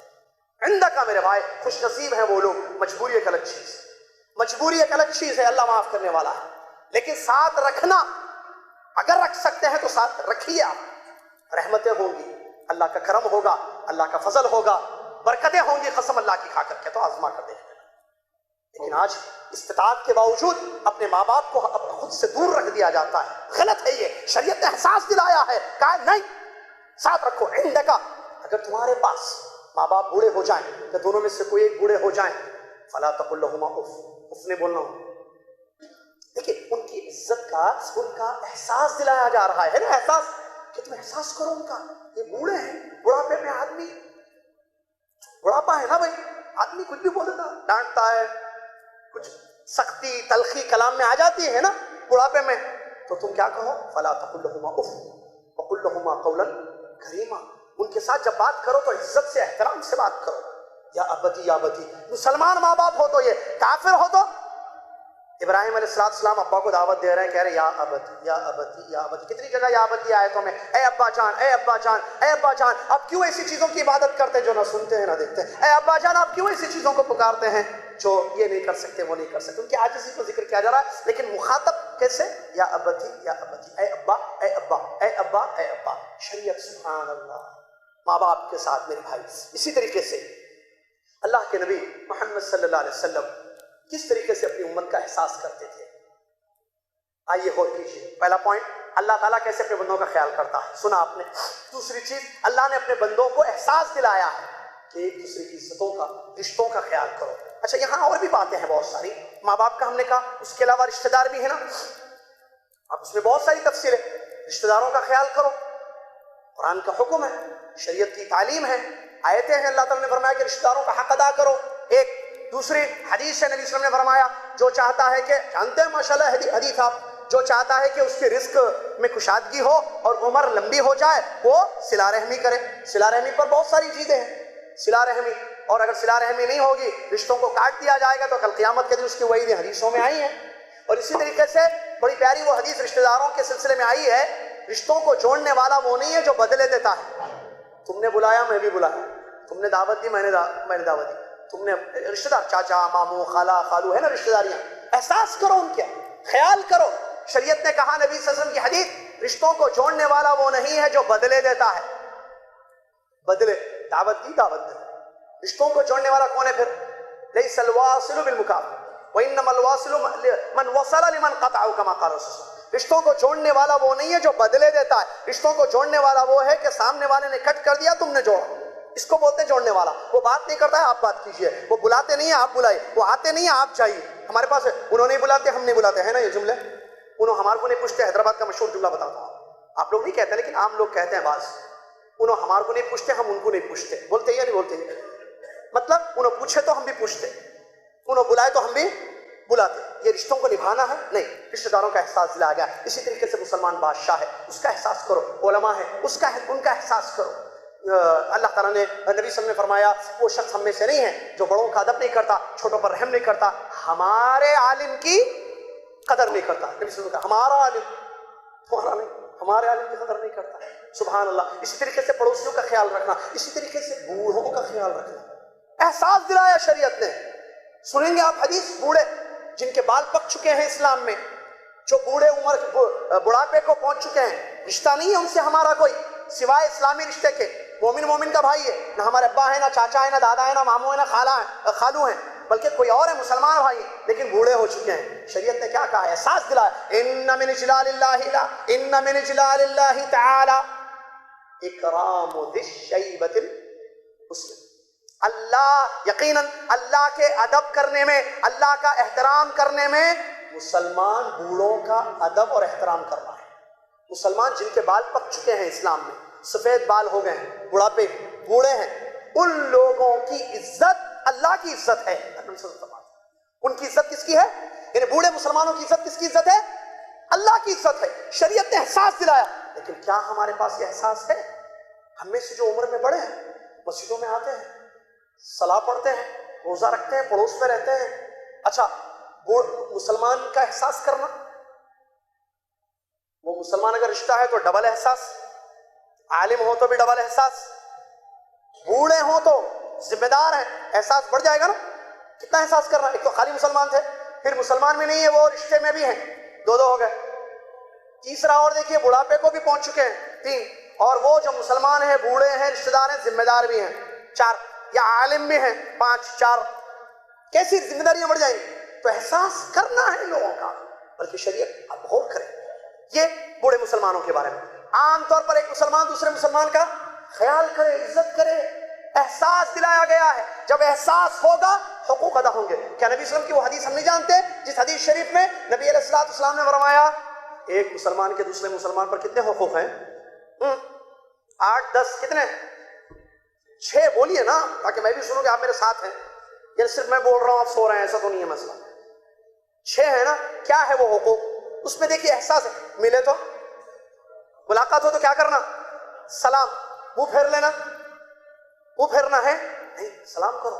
ملاقات ہو تو سلام. کیسے؟ السلام علیکم ورحمۃ اللہ. احساس ہوگا کہ یہ میرا بھائی ہے، مسلمان ہے، ملاقات ہوئی تو سلام کروں گا میں.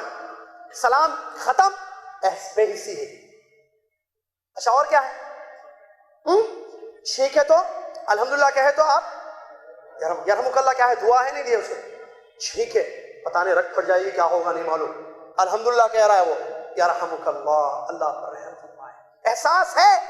شریعت نے کہا احساس مسلمان کا ہے تو کیا ہوگا؟ یہ حق ادا ہوگا. یرحمک اللہ پڑھیں. ہاں 2. تیسرا، تیمار پڑے تو تیمارداری.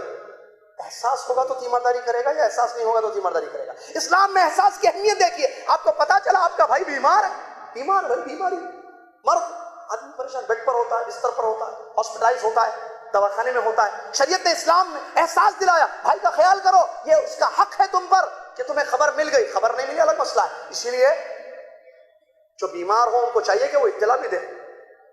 ایک ذمہ داری وہ بھی ہے، احساس وہ اطلاع دے کہ بھائی فلاں صاحب بیمار ہے، فلاں کے ساتھ یہ مسئلہ ہوا ہے، تاکہ لوگوں کو خبر ملے اور لوگ جا کے تیمارداری کریں. اور ایک چیز، ایک دوسرے سے ٹچ میں رہیں گے، فیس بک پر نہیں، مسجدوں سے، محلوں سے. Facebook face to face, پتہ نہیں سامنے والا فیس کس کا ہے، کیا ہے. عبداللہ بولتا ہے رہتی ہے فاطمہ، فاطمہ لکھتی ہے رہتا ہے عبداللہ، پتہ نہیں، ان نون پرسنالٹی ہے سب.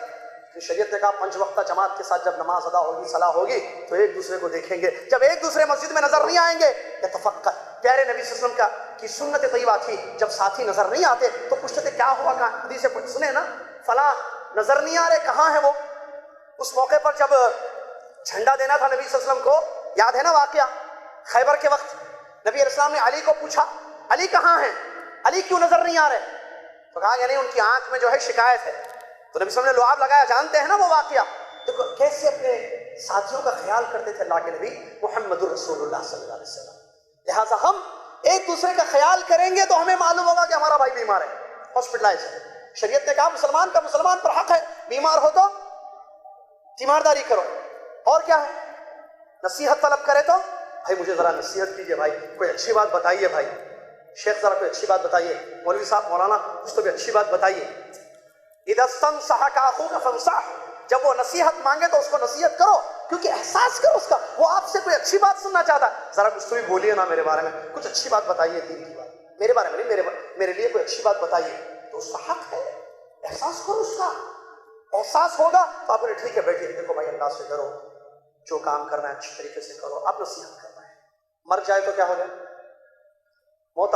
حقوق 6 ہیں نا، سلام کرو، بیمار پڑ جائے تو تیمارداری کرو، چھینکے الحمدللہ کہے تو یرحمک اللہ کہو، اور نصیحت طلب کرے تو نصیحت کرو، اور اگر مر جائے تو وہاں بھی احساس دلایا گیا. دیکھو بھائی بھائی تمہارا مر گیا ہے، اگر تم ہے استطاعت ہے تو جاؤ اس کے جنازے میں شریک ہو جاؤ.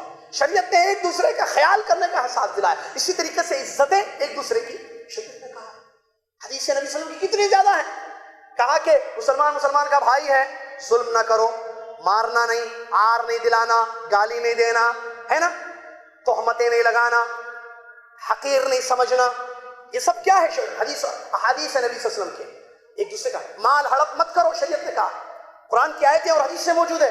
ایک دوسرے کا مال باطل طریقے سے مت کھاؤ، گالی مت دو، مارو مت. کیوں؟ احساس کرو اس کی عزت ہے، وہ بھی مسلمان ہے تمہارے جیسا. کیا تم پسند کرتے ہو کہ کوئی تمہیں مارے؟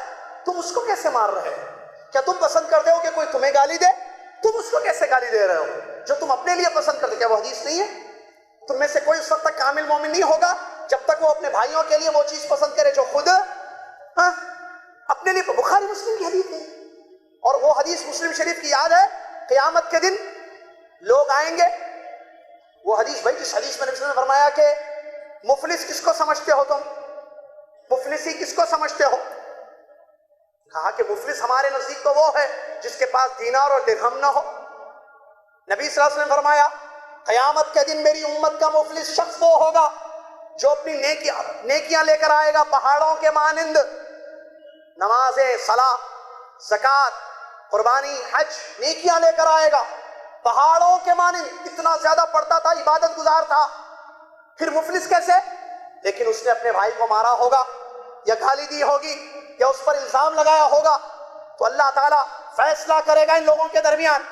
جب معاملہ ختم ہو گیا تو ٹھیک، نہیں معاملہ ختم نہیں ہوا تو جن کو اس نے مارا تھا، جن پر اس نے ظلم کیا تھا، ان لوگوں کے گناہوں کو، سیئات کو، سیاہ کاریوں کو اس کی گردن پر ڈال کر جہنم میں اس کو پھینک دیا جائے گا۔ یہ ہے مفلسی اس کی، کہ سب کچھ چلا گیا، اس کے ہاتھ میں کچھ بھی نہیں، جو نیکیاں تھی وہ بھی گئی، جو دوسروں کے گناہ تھے وہ اس کے سر پر پڑ گئے۔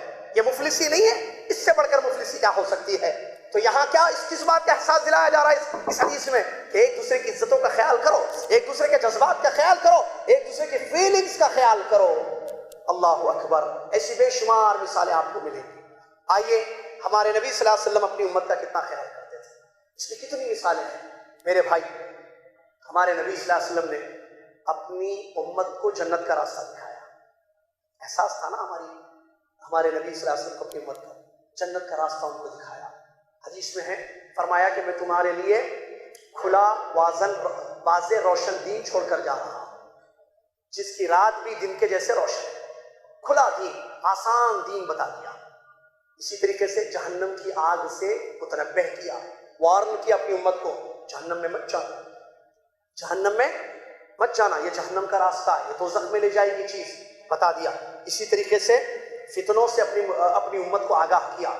دیکھو میرے بعد جو دنیا میں زندگی گزاریں گے بڑا اختلاف ہوگا، تم اختلافات میں پڑھ کر سنت کو مت چھوڑنا، جب اختلافات ہو میری سنت کو مضبوطی سے تھامے رکھنا، چپڑوں سے جسے پکڑ کے تھامے رکھتے ہیں، کسی چیز کے لیے استعمال کرتے ہیں، مضبوطی سے میری سنت پر اور میرے خلفاء کی سنت پر تھمے رہنا۔ اسی طریقے سے حذیفہ رضی اللہ عنہ کی کتنی حدیثیں ہیں، صحیح مسلم میں آئی ہیں، کتاب الفتن میں امام بخاری رحمۃ اللہ علیہ، امام مسلم رحمۃ اللہ علیہ نے نقل کیا، فتنے، دجال کا فتنہ، عورتوں کا فتنہ، عورتوں کا تو فتنہ بہت بڑا فتنہ بتایا نہیں، مال کا فتنہ، اور جو ہے کیسی قسم کے فتنوں سے اپنی امت کو متنبہ کیا۔ یہ کیوں کیا؟ احساس تھا اپنی امت کا۔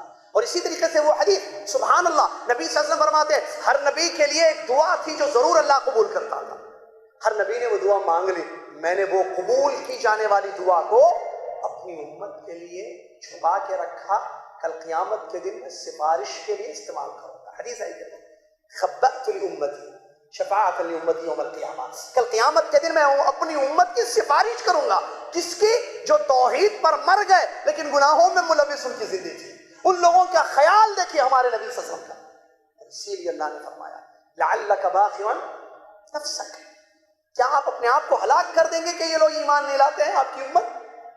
اور وہ یہ تو آیت ہے، حدیث نبی صلی اللہ علیہ وسلم نے فرمایا میری اور تمہاری مثال ایسی ہے کہ ایک جگہ آگ لگی، آگ جل رہی تھی، تم لوگ آگ کی طرف جا رہے ہو جلنے کے لیے، میں تمہیں پکڑ کر روک رہا ہوں، مت جاؤ، تمہاری کمریں پکڑ کر پیچھے گھسیٹ رہا ہوں، تم اپنے دامن کو مجھ سے چھڑا کر آگ کی طرف جا رہے ہو، میری اور تمہاری مثال ایسی ہے۔ اس سے کیا معلوم ہوا کس قدر خیال تھا اللہ کے نبی صلی اللہ علیہ وسلم کو اپنی امت کا۔ ایسی بے شمار مثالیں آپ کو ملیں گی۔ ایک بدو دیہاتی آ گیا مسجد میں، پیشاب کرنا شروع کر دیا۔ کیا کیا؟ پیشاب کرنا شروع کر دیا۔ کون تھا وہ بدو؟ اس زمانے میں مسجدیں جو ہے ایسے ٹائلس وغیرہ کی نہیں تھی، معلوم ہے مٹی کی مسجد تھی، مسجد نبی میں آیا کونے میں پیشاب کرنا شروع کر دیا۔ اچھا غلطی ہوئی تو بھی احساس کیا نبی صلی اللہ علیہ وسلم نے، ہمارے پاس ارے نہیں غلطی کرے نا انہوں ذمہ دار ہے، کیسا غلطی کرے، انہوں کرسی پہ بیٹھ کے کیسا غلطی کرے، امام ہے کیسا غلطی کرے، خطیب ہے کیسا غلطی کرے، استاد ہے، ابا ہے غلطی کیسا کرے، امی ہے کیسے غلطی کرے، بڑا بھائی ہے غلطی کیسے کرے، یہ غلطی ہوتی ہے تو اس کو کیسے دور کیا جائے گا۔ احساس دے کہ وہاں بھی بدو نے پیشاب کرنا شروع کر دیا، صحابہ ڈانٹنے لگے، نبی صلی اللہ علیہ وسلم فرمایا چھوڑو اس کو، چھوڑو۔ اب شروع کر دیا تھا پیشاب کرنا، کرنے سے پہلے آج آ رہا تھا کرنے کے لیے تو روک سکتے تھے، شروع کر دیا پیشاب کرنا۔ پیشاب؟ بلایا، ادھر آئیے، ادھر آئیے. صحابہ کو حکم دیا، وہ جگہ ناپاک ہو گئی تھی، مٹی جہاں پیشاب کیا تھا اس نے وہاں پانی انڈیل دو. مٹی ہے نا، تو جہاں پیشاب ہوا تھا ناپاکی، پانی انڈیلنے کا حکم نبی صلی اللہ علیہ وسلم نے صحابہ کو دیا. جب پانی انڈیلا گیا تو ناپاکی کیا ہو جائے گی؟ چلی جائے گی، جذب ہو جائے گی، ختم ہو جائے گی. اچھا اب یہاں غلطی بھی ہوئی ہے، ان کو کیا کرنا؟ سمجھانا. مارے نہیں، ڈانٹے نہیں، یہ کیا کرے؟ مسجد اللہ کا گھر، کیا ہو رہا ہے یہ؟ کیسے ہمارے پاس مسئلے ہوتے ہیں؟ مسجد میں آوازیں بلند کی جاتی، تقریر میں آواز بلند ہو تو مسئلہ نہیں ہے، یاد رکھنا بھائی. وہ بولیں گے مسجد میں بھی تقریر خطبہ سلو دینا، ایسا نہیں. نبی صلی اللہ علیہ وسلم جب نصیحت کرتے تھے، حدیث میں آیا جب نبی صلی اللہ علیہ وسلم نصیحت کرتے تھے گویا کہ لشکر کو ڈرا رہے ہیں، کمانڈری کر رہے ہیں. آپ کی آواز بلند ہوتی تھی، چہرہ سرخ ہوتا تھا. حدیث میں ہے اعلیٰ صوتہ، آواز بلند ہوتی تھی کیونکہ ڈرانا تھا اپنی امت کو. تو نبی صلی اللہ علیہ وسلم نے بلایا، بلا کر کیا کہا؟ سنو، یہ جو گھر، یہ مسجد ہے، یہ اللہ کا گھر ہے، یہاں جو ہے اللہ کی عبادت ہوتی ہے، اللہ کا ذکر ہوتا ہے، اس کو ناپاک نہیں کرنا چاہیے. صحیح ہے؟ اس کو بات بہت اچھی لگی، بات اس کو بہت اچھی لگی. اس نے کہا اے اللہ مجھ پر اور محمد پر رحم کر دے، بس ہم دونوں پر، کیونکہ انہوں اتنا اچھا سمجھا ہے ویسے. تو وہاں بھی وہ غلط بول دیا. تو کہا کہ دیکھو اللہ کی رحمت بڑی کشادہ ہے، تم اس کو محدود مت کرو، اللہ سب پر رحم کرتا ہے. احساس، احساس. ایسی بے شمار مثالیں آپ کو نبی صلی اللہ علیہ وسلم کے واقعات میں. صحابہ کی زندگی کا مطالعہ کیجیے، ایک دوسرے کا احساس کتنا خیال کرتے تھے. ابو بکر صدیق رضی اللہ تعالیٰ عنہ، عمر ابن خطاب رضی اللہ تعالیٰ عنہ، ان کے واقعات بے شمار آپ کو ملیں گے جہاں ایک دوسرے کا خیال کرتے تھے وہ. اور اس سلسلے میں ایک واقعہ میں آپ کی خدمت میں پیش کروں. یقیناً آپ نے سنا ہوگا وہ واقعہ، یقیناً آپ نے وہ واقعہ سنا ہوگا. ایک مرتبہ ابو بکر صدیق رضی اللہ عنہ عمر رضی اللہ عنہ کے درمیان جو ہے کوئی مسئلہ ہوا. ابو بکر صدیق رضی اللہ عنہ سے کچھ غلطی ہو گئی، عمر رضی اللہ عنہ ناراض ہو کر چلے گئے. فوراً احساس ہو اپنی غلطی کا، ابو بکر صدیق رضی اللہ عنہ معافی مانگنے کے لیے پیچھے گئے. عمر معاف کر دو، عمر معاف کر دو. پلٹے نہیں، عمر ناراض چلے گئے، گھر تک چلے گئے، وہاں تک گئے. ابو بکر صدیق رضی اللہ عنہ، عمر مجھے معاف کر دو، عمر مجھے معاف کر دو، عمر مجھے معاف کر دو. کیا کریں؟ احساس تھا کہ میرا بھائی مجھ سے ناراض ہو گیا ہے. چلے آئے مسجد، نبی صلی اللہ علیہ وسلم کو خبر دی. اللہ کے نبی صلی اللہ علیہ وسلم، میں عمر سے کہہ رہا ہوں معاف کر دو. عمر معاف کرنے تیار نہیں. اللہ کیا چیز تھی یہ؟ کیسا احساس تھا، کیسی فیلنگز تھی؟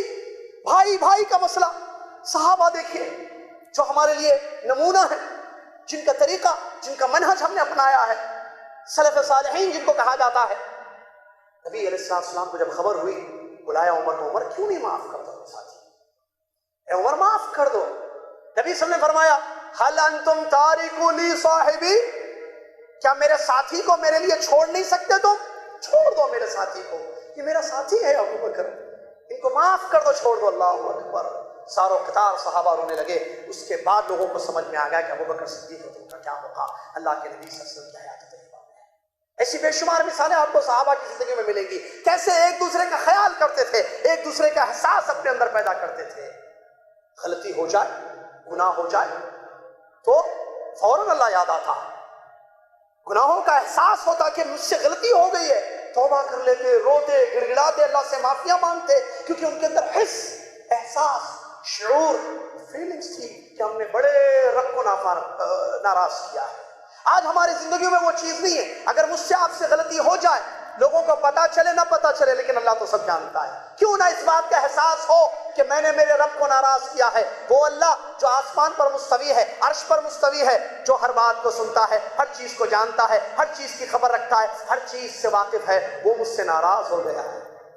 اس کو راضی کرنے کے لیے سجدے، رکعتیں، تہجد، ہاتھ اٹھانا، اللہ سے دعائیں کرنا، اللہ معاف کر دیتا، اللہ معاف کر دے. کبھی ہوا نہیں؟ احساس ختم ہو چکا ہے. گناہ اتنے زیادہ ہو رہے ہیں، حرام کاریاں اتنی زیادہ ہو رہی ہیں، زبان سے غیبتیں، تہمتیں اور ذمہ داری کا احساس ختم. غلطیوں پر غلطیاں کر رہے ہیں، اللہ کے حق میں غلطیاں.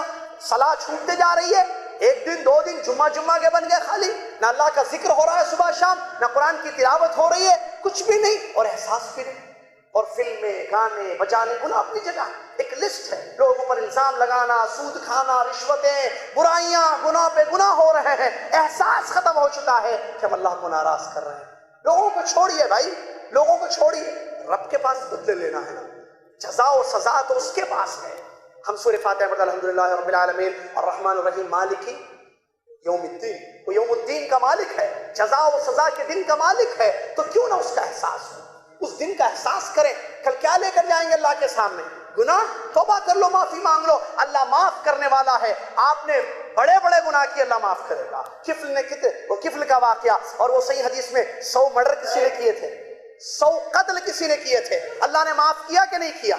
اور وہ عورت جو بدکار تھی، بدکار، ایک جس پر کتے پر، پیاسے کتے پر رحم کر دیا اور اس کو پانی پلا دیا، تو اللہ نے اس پر رحم کر کے معاف کر کے جنت میں داخل کیا کہ نہیں کیا؟ کیوں نہیں؟ اور ایک زبردست حدیث مجھے کتاب التوحید کے ابو ہریرہ کی یاد آ رہی ہے، اس حدیث کو بھی میں بتانا تھا، نوٹ نہیں کیا تھا لیکن ذہن میں تھا، الحمدللہ اللہ تیرا فضل ہے، تیرا شکر ہے، وہ حدیث یاد آ گئی۔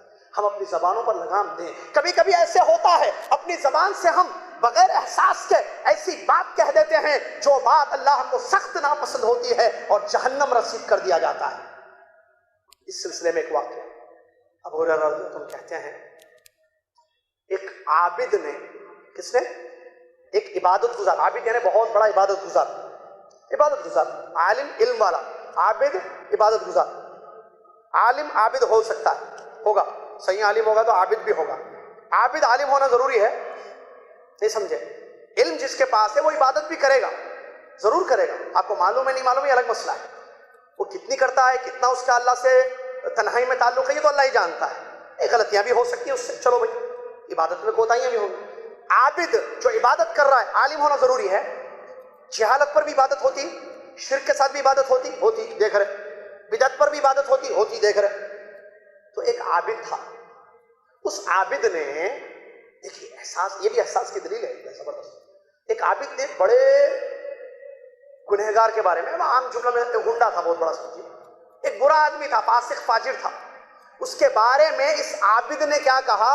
اللہ فلاں کو نہیں معاف کرے گا۔ کیا بولا؟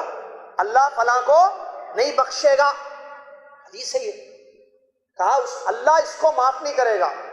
یہ جملہ اس نے کہہ دیا، کس نے؟ اس عبادت گزار نے یہ جملہ اپنے ایک مسلمان فاسق فاجر برے آدمی کے بارے میں، برا تھا بھائی، حدیث میں ہے برا تھا، اس کے بارے میں اس نے کیا کہہ دیا؟ اللہ اس کو معاف نہیں کرے گا۔ اللہ نے فرمایا کون ہوتا ہے یہ میرے بارے میں فیصلہ کرنے والا؟ اس کی جرت کیسے ہوئی میرے بارے میں بولنے کی؟ شاہ میں نے اس کو معاف کر دیا، تیرے سارے اعمال کو برباد کر دیا۔ ابو ہریرہ رضی اللہ تعالیٰ عنہ کہتے ہیں، راوی ہے اس حدیث کے ابو ہریرہ، صحیح حدیث کتاب التوحید میں موجود ہے حدیث۔ ابو ہریرہ رضی اللہ تعالیٰ عنہ کہتے ہیں لقد قال کلمہ افسدت دنیا و آخرتہ۔ اس نے ایک جملہ ایسے کہا، ابو ہریرہ رضی اللہ عنہ کہتے ہیں اس نے ایک بات ایسی کہہ دی جس بات سے اس کی دنیا اور آخرت برباد ہو۔ دنیا برباد کیوں ہوئی؟ اللہ نے کیا کہا؟ تیرے اعمال کو میں نے برباد کر دیا۔ آخرت کیسے برباد ہوئی؟ جب دنیا میں اعمال برباد تو آخرت میں اس کا بدلہ ملے گا۔ عمل گئے بھائی، پوری عبادتیں ہیں، اللہ ناراض ہوگا اس جملے سے۔ کیا معلوم ہوا؟ اگر احساس نہیں ہوگا تو پھر بربادی ہو سکتی ہے۔ ایک جملہ، ون سینٹنس، کیا تھا وہ سینٹنس؟ اللہ معاف نہیں کرے گا۔ یہ چیز کیسے نکلی زبان سے؟ تم کون ہوتے ہو اللہ کے بارے میں فیصلہ کرنے والا؟ وہ غفور ہے، وہ رحیم ہے، جنت و جہنم کا مالک وہ ہے، تم نہیں۔ رحم و کرم کا مالک وہ ہے، تم نہیں۔ عذاب دینے والا وہ ہے، عقاب دینے والا وہ، تم نہیں۔ تمہارا کام کیا ہے؟ گنہگار کو دعوت دو، نصیحت کرو۔ یہ کہہ دینا تو دیکھیے خطورت معلوم ہوتی ہے۔ اللہ نے کیا فرمایا قرآن میں؟ ما یلفظ من قول، سورہ قاف کی آیت ہے نا، ما یلفظ من قول الا لدیہ رقیب عتید۔ آدمی اپنی زبان سے کوئی لفظ نہیں نکالتا کہ وہاں فرشتہ تیار ہوتا ہے جو اس کی بات کو نوٹ کر لیتا۔ الفاظ نکل گئے جماعت کے بارے میں، اوپر سے اللہ کے بارے میں کچھ بولنا. ایک آیت میں شرک سے بڑھ کر گناہ اس بات کو بیان کیا گیا، جیسے کہ علامہ ابن القیم رحمۃ اللہ نے بیان فرمایا جس آیت میں اللہ نے فرمایا وَأَن تَقُولُوا عَلَى اللَّهِ مَا لَا تَعْلَمُونَ. گناہ جو ظاہر و باطن ہو، ظلم کرنا اور شرک کرنا اور اللہ کے بارے میں ایسی بات کہنا جو اللہ نے نہیں کہی ہے، بغیر علم کے اللہ کے بارے میں بولنا، اس کو ایک آیت میں شرک سے بڑھ کر بتا دیا گیا ہے. تو اللہ کے بارے میں گفتگو کرنا، نبی صلی اللہ علیہ وسلم کے بارے میں، صحابہ کے بارے میں، تابعین کے بارے میں، علماء کے بارے میں، مسلمان بادشاہوں کے بارے میں، ذمہ داروں کے بارے میں، اپنے مسلمان بھائیوں اور بہنوں کے بارے میں، زبان سے کوئی لفظ اگر ہم نکالیں گے احساس ختم ہونے کی وجہ سے تو فرشتے اس کو نوٹ کر لیں گے. کل قیامت کے دن وہ ہمارے نام اعمال میں چیز آئے گی، اس کا حساب دینا پڑے گا. آپ بولے یہ لکھا ہوا ہے، آپ نے بولا، دنیا کو نہیں پتا کون بولے. دیکھو میں بول رہا ہوں لیکن کسی کو میرا نام نہیں بولنا، جملہ بولتے نہیں، میں بول رہا ہوں آپ کو بول رہا ہوں، خالی کسی کو بھی نہیں بولنا. ایک ذمہ دار کے بارے میں ایک رپورٹ دینی، رپورٹر بن گئے سب کے، خود کی رپورٹ لینا بھول گئے، احساس اپنا ختم، لوگوں کے بارے میں بات کرنا شروع کر دیے. میں ایک ذمہ دار کے بارے میں، ایک عالم صاحب کے بارے میں، ایک شیخ صاحب کے بارے میں، ایک مسلمان بادشاہ کے بارے میں، یا کسی بڑے ذمہ دار کے بارے میں، کسی خاندان کے رشتہ دار کے بارے میں ایک بات بول رہا ہوں، کس کو بھی نہیں بولنا. ہاں انہیں کس کو بھی نہیں بولنا. سنو، انہوں بولے کس کو بھی نہیں بولنا، پھر انہوں بولتے، انہوں بولے دیکھو دونوں، انہوں ان کو بولے کس کو بھی نہیں بولنا، انہوں میرے کو بولے کس کو نہیں. میں لاسٹ آپ کو بول رہا ہوں کس کو بھی نہیں بولنا. شہر کے آخری فرد تک یہ چیز چلتی ہے. ٹھیک ہے، کس کو بھی نہیں بولے، کس کو بھی نہیں بولے. قیامت کا دن آیا، فرشتے نے تو نوٹ کر لیا ساری چیزیں جو آپ نے کہی. کسی کو نہیں معلوم سٹارٹ کس نے کی تھی، نہیں معلوم. پبلک کو کیا معلوم ہے، عوام ہے، نہیں معلوم. اللہ آئے گا، اللہ حساب لے گا قیامت کے دن، پائی پائی کا لے گا، مجھ سے آپ سے سب سے لے گا، ذمہ داروں سے، علماء سے، بادشاہ سے، تمام سے لے گا اللہ حساب یا نہیں لے گا. حساب وہ لے گا، حساب اس لینے والا ہے وہ. تو اس دن کیا کریں گے؟ آؤ، تم نے یہ بولا تھا، کس بیس پر بولا تھا، کیوں کہا تھا تم نے، کیا جواب میں اور آپ اللہ کو دیں گے؟ ہم کتنا بولتے ہیں، بھول جاتے ہیں بول کر، ارے میں ایسی بول دیا تھا بھائی، ارے ایسی بول دیے تھے. فتنوں کے دور میں ایسی ہی بولنا سخت تلوار سے زیادہ سخت ہوتا ہے. سلف کے اقوال ہے، صحابہ کے اقوال ہے، لہٰذا اپنی زبان کو لگام دیں، اللہ سے ڈر. ایک حدیث آپ کی خدمت میں پیش کروں. نبی علیہ السلام فرماتے ہیں کلکم راع وکلکم مسئول عن رعیتہ. تم سب ذمہ دار ہو، کل قیامت کے دن تم سب اپنی اپنی ذمہ داری کے متعلق سوال کیے جاؤ گے. بادشاہ ذمہ دار ہے، اس کو اپنی ذمہ داری کا احساس ہونا چاہیے. کل قیامت کے دن اللہ تعالیٰ بادشاہ سے اس کے متعلق سوال کرے گا، عوام کے حقوق کو کہاں تک اس نے ادا کیا. اسی طریقے سے مرد اپنے گھر کا ذمہ دار ہے، اپنی بیوی بچوں کا ذمہ دار ہے، وہ اپنے گھر کے متعلق کل قیامت کے دن ذمہ داری کے متعلق پوچھا جائے گا. عورت اپنے شوہر کے گھر کی ذمہ دار ہے، وہ کل قیامت کے دن اپنی ذمہ داری کے متعلق پوچھی جائے گی. کام کرنے والا خادم اپنے آقا کے مال کا، اپنے مالک کے مال کا ذمہ دار ہے. اس میں ساری چیزیں، آپ کمپنی میں کام کرتے ہیں تو کمپنی کے آپ ذمہ دار ہیں، امپلائی ہیں تو اس کی جاب کرتے ہیں. کلکم راع، تم سب ذمہ دار ہو، تم سب اپنی اپنی ذمہ داری کے متعلق کل قیامت کے دن سوال کیے جاؤ گے. اللہ تعالیٰ نے سب کو ذمہ دار بنایا ہے، ہر ایک کی ذمہ داری الگ الگ ہے. سب ذمہ دار اپنی اپنی ذمہ داری کے مطابق کل قیامت کے دن پوچھے جائیں گے. سوال کون پوچھے گا؟ پوچھے جائیں گے، مسئول ہے. سائل کون ہے؟ پوچھنے والا کون ہے؟ کون پوچھے گا قیامت کے دن ہمیں ہماری ذمہ داری کے متعلق؟ اللہ رب العالمین. اللہ، وہ جس کے پیارے پیارے نام، پیاری پیاری صفات، وہ جو ہر چیز کو ہماری جانتا ہے، وہ جو ہر چیز سے ہمارے واقف ہے، وہ جو ہر چیز کو ہماری دیکھتا ہے، وہ جو ہماری ہر بات کو سنتا ہے، وہ جو ہمارے سینوں میں جو ہے اس کو بھی جانتا ہے. وہ ہم سے سوال کرے گا. آدمی اپنی ذمہ داری، اگر میں عالم ہوں تو میری ایک ذمہ داری ہے، اگر میں بادشاہ ہوں تو میری ایک ذمہ داری ہے، اگر میں باپ ہوں تو میری ایک ذمہ داری ہے، میں اگر شوہر ہوں تو میری ایک ذمہ داری ہے، میں اگر امیر ہوں تو میری ایک ذمہ داری ہے، میں اگر ناظم ہوں تو میری ایک ذمہ داری ہے، میں نائب ہوں تو میری ایک ذمہ داری ہے، میں مؤذن ہوں مسجد کا تو میری ایک ذمہ داری ہے، میں مسجد میں امام ہوں تو میری ایک ذمہ داری ہے، میں خود خطیب ہوں ممبر کا تو میری ایک ذمہ داری ہے. ہر ایک کی ایک ذمہ داری ہے. کل قیامت کے دن اللہ تعالیٰ اس سے اس کی ذمہ داری کے اوپر سوال کرے گا. آدمی کو اگر احساس ہے ذمہ داری کا تو وہ ضرور اپنی ذمہ داری ادا کرے گا. جہاں احساس ختم، ذمہ داری نہیں ادا ہوگی. لہٰذا یہ احساس بہت اہم چیز ہے. ایک جانور کا احساس رکھتا ہے میرے بھائی. ایسی بہت ساری مثالیں ہوں گی. ایک جانور نے، ہرن نے، کون سا ایک واقعہ تھا، وہ میں نے مسجد میں بیان کیا تھا خطبے میں، وہاں مسجد صفا ایک واقعہ ہے، بخاری شریف کا واقعہ. دیکھیں کیسے جو ہے ذمہ داری احساس دلایا گیا، جانور نے احساس دلایا۔ ایک جانور ایک بکری کا ماں، بکری کا کیا تھا، کیا بولتے ہیں اس کو، ریوڑ، بکریوں کا مجموعے کو کیا بولتے ہیں، اردو میں کچھ بولتے ہیں نا، بکریاں زیادہ ہو تو اس کو کیا بولتے ہیں، جھنڈ۔ چلیے بکریوں کا جھنڈ، بات تو سمجھے، بہت ساری بکریاں تھیں اس کی، تو ایک شیر تھا تقریباً، صحیح حدیث ہے، اس نے ایک بکری کو پکڑا، لے جا رہا تھا، تو جو مالک تھا، شیر تھا یا نہیں بھیڑیا تھا، لفظ مجھے یاد نہیں آ رہا، وہ جانور کا کوئی، تو اس نے جو ہے اس کو پکڑا، بکری کو چھیننے لگا، تو اس نے کہا کہ یہ بکری بھاگ رہی تھی، اس کو اس نے لے لیا تھا، تو اس جانور نے کہا، کیا کہا، اس جانور نے کہا کہ تم اس رزق کو مجھ سے کیوں چھینتے ہو جو اللہ نے مجھ تک پہنچایا ہے۔ جی بخاری میں ہے حدیث، میں نے خطبے میں بتائی تھی، تم اس جانور کو، میرے رزق کو کیوں کھینچتے ہو مجھ سے جو اللہ نے مجھ تک پہنچایا۔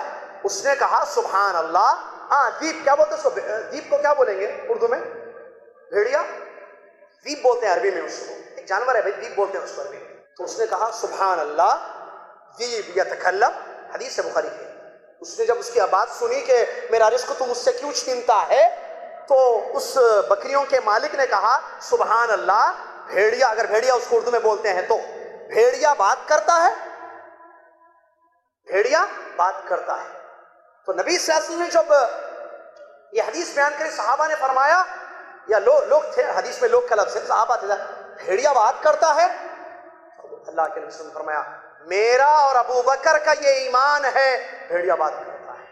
اللہ تعالیٰ ہر چیز پر قدرت رکھتا ہے۔ یہاں مجھے اس واقعے میں بتا کہ کیسے جانور کو جانور نے احساس دلایا، جانور نے احساس دلایا۔ تو یہ چیز ہے جو اللہ نے صفت انسان کے اندر رکھی ہے، اگر یہ چیز ختم ہو جائے گی ہماری زندگیوں سے، احساس ختم، ذمہ داری کا احساس نہیں، اللہ کو ناراض کرنے کا احساس نہیں، جہنم کے عذابوں کا احساس نہیں، ایک دوسرے کی عزتوں کا احساس نہیں، اپنی ذمہ داریوں کا احساس نہیں، یا رشتہ داروں کا، بیوی کا، بچوں کا، شوہر کا، پڑوسیوں کا، حقوق ختم، ذمہ دار، احساس ختم، حقوق ختم، نافرمانیوں پہ نافرمانیاں، ایک بے حسی کی زندگی گزاری جائے گی نعوذ باللہ۔ لہٰذا اپنے آپ کو اس بے حسی کی زندگی سے بچائیں، اپنے اندر احساس پیدا کرنے کی کوشش کریں۔ اللہ تعالیٰ مجھے اور آپ کو اس کی توفیق عطا فرمائے۔ کچھ 2 اشعار آپ کی خدمت میں لے کر آیا ہوں اسی موضوع سے متعلق، وہ 2 اشعار علامہ اقبال کہ میں آپ کی خدمت میں پیش کروں، اس کے بعد میں اپنی جگہ لیتا ہوں اور صدارتی کلمہ انشاءاللہ اس سے ہم انشاءاللہ مستفید ہوں گے۔ کس کی آنکھوں میں سمایا ہے شعار اغیار، کس کی آنکھوں میں سمایا ہے شعار اغیار، ہو گئی کس کی نگاہ طرز سلف سے بیزار۔ غور کیجیے، سلف میں احساس تھا، آج ہمارے اندر وہ احساس ختم ہو چکا ہے۔ شاعر کہتے ہیں کس کی آنکھوں میں سمایا ہے شعار اغیار، ہو گئی کس کی نگاہ طرز سلف سے بیزار۔ دوسرا شعر، قلب میں سوز نہیں روح میں احساس نہیں۔ آج ہمارے اندر احساس ختم ہو چکا ہے میرے بھائی۔ شاعر قوم کے اندر احساس جگاتا ہے، کہتا ہے قلب میں سوز نہیں روح میں احساس نہیں، کچھ بھی پیغام محمد کا تمہیں پاس نہیں۔ دوبارہ میں عرض کروں یہ اشعار، کس کی آنکھوں میں سمایا ہے شعار اغیار، ہو گئی کس کی نگاہ طرز سلف سے بیزار، قلب میں سوز نہیں روح میں احساس نہیں، کچھ بھی پیغام محمد کا تمہیں پاس نہیں۔ اللہ تعالیٰ مجھے اور آپ کو اپنے اندر احساس پیدا کرنے کی توفیق عطا فرمائے۔ اللہ تعالیٰ حقوق کو کما حق ادا کرنے کی توفیق عطا فرما۔ اللہ تعالیٰ ہماری غلطیوں کو معاف فرما، ایک دوسرے کے حقوق کا پاس و لحاظ کرنے کی توفیق عطا فرما، اپنی ذمہ داری کو کما حق ادا کرنے کی توفیق عطا فرما۔ آمین۔ وآخر دعوانا الحمد للہ رب العالمین۔ والسلام علیکم ورحمۃ اللہ وبرکاتہ۔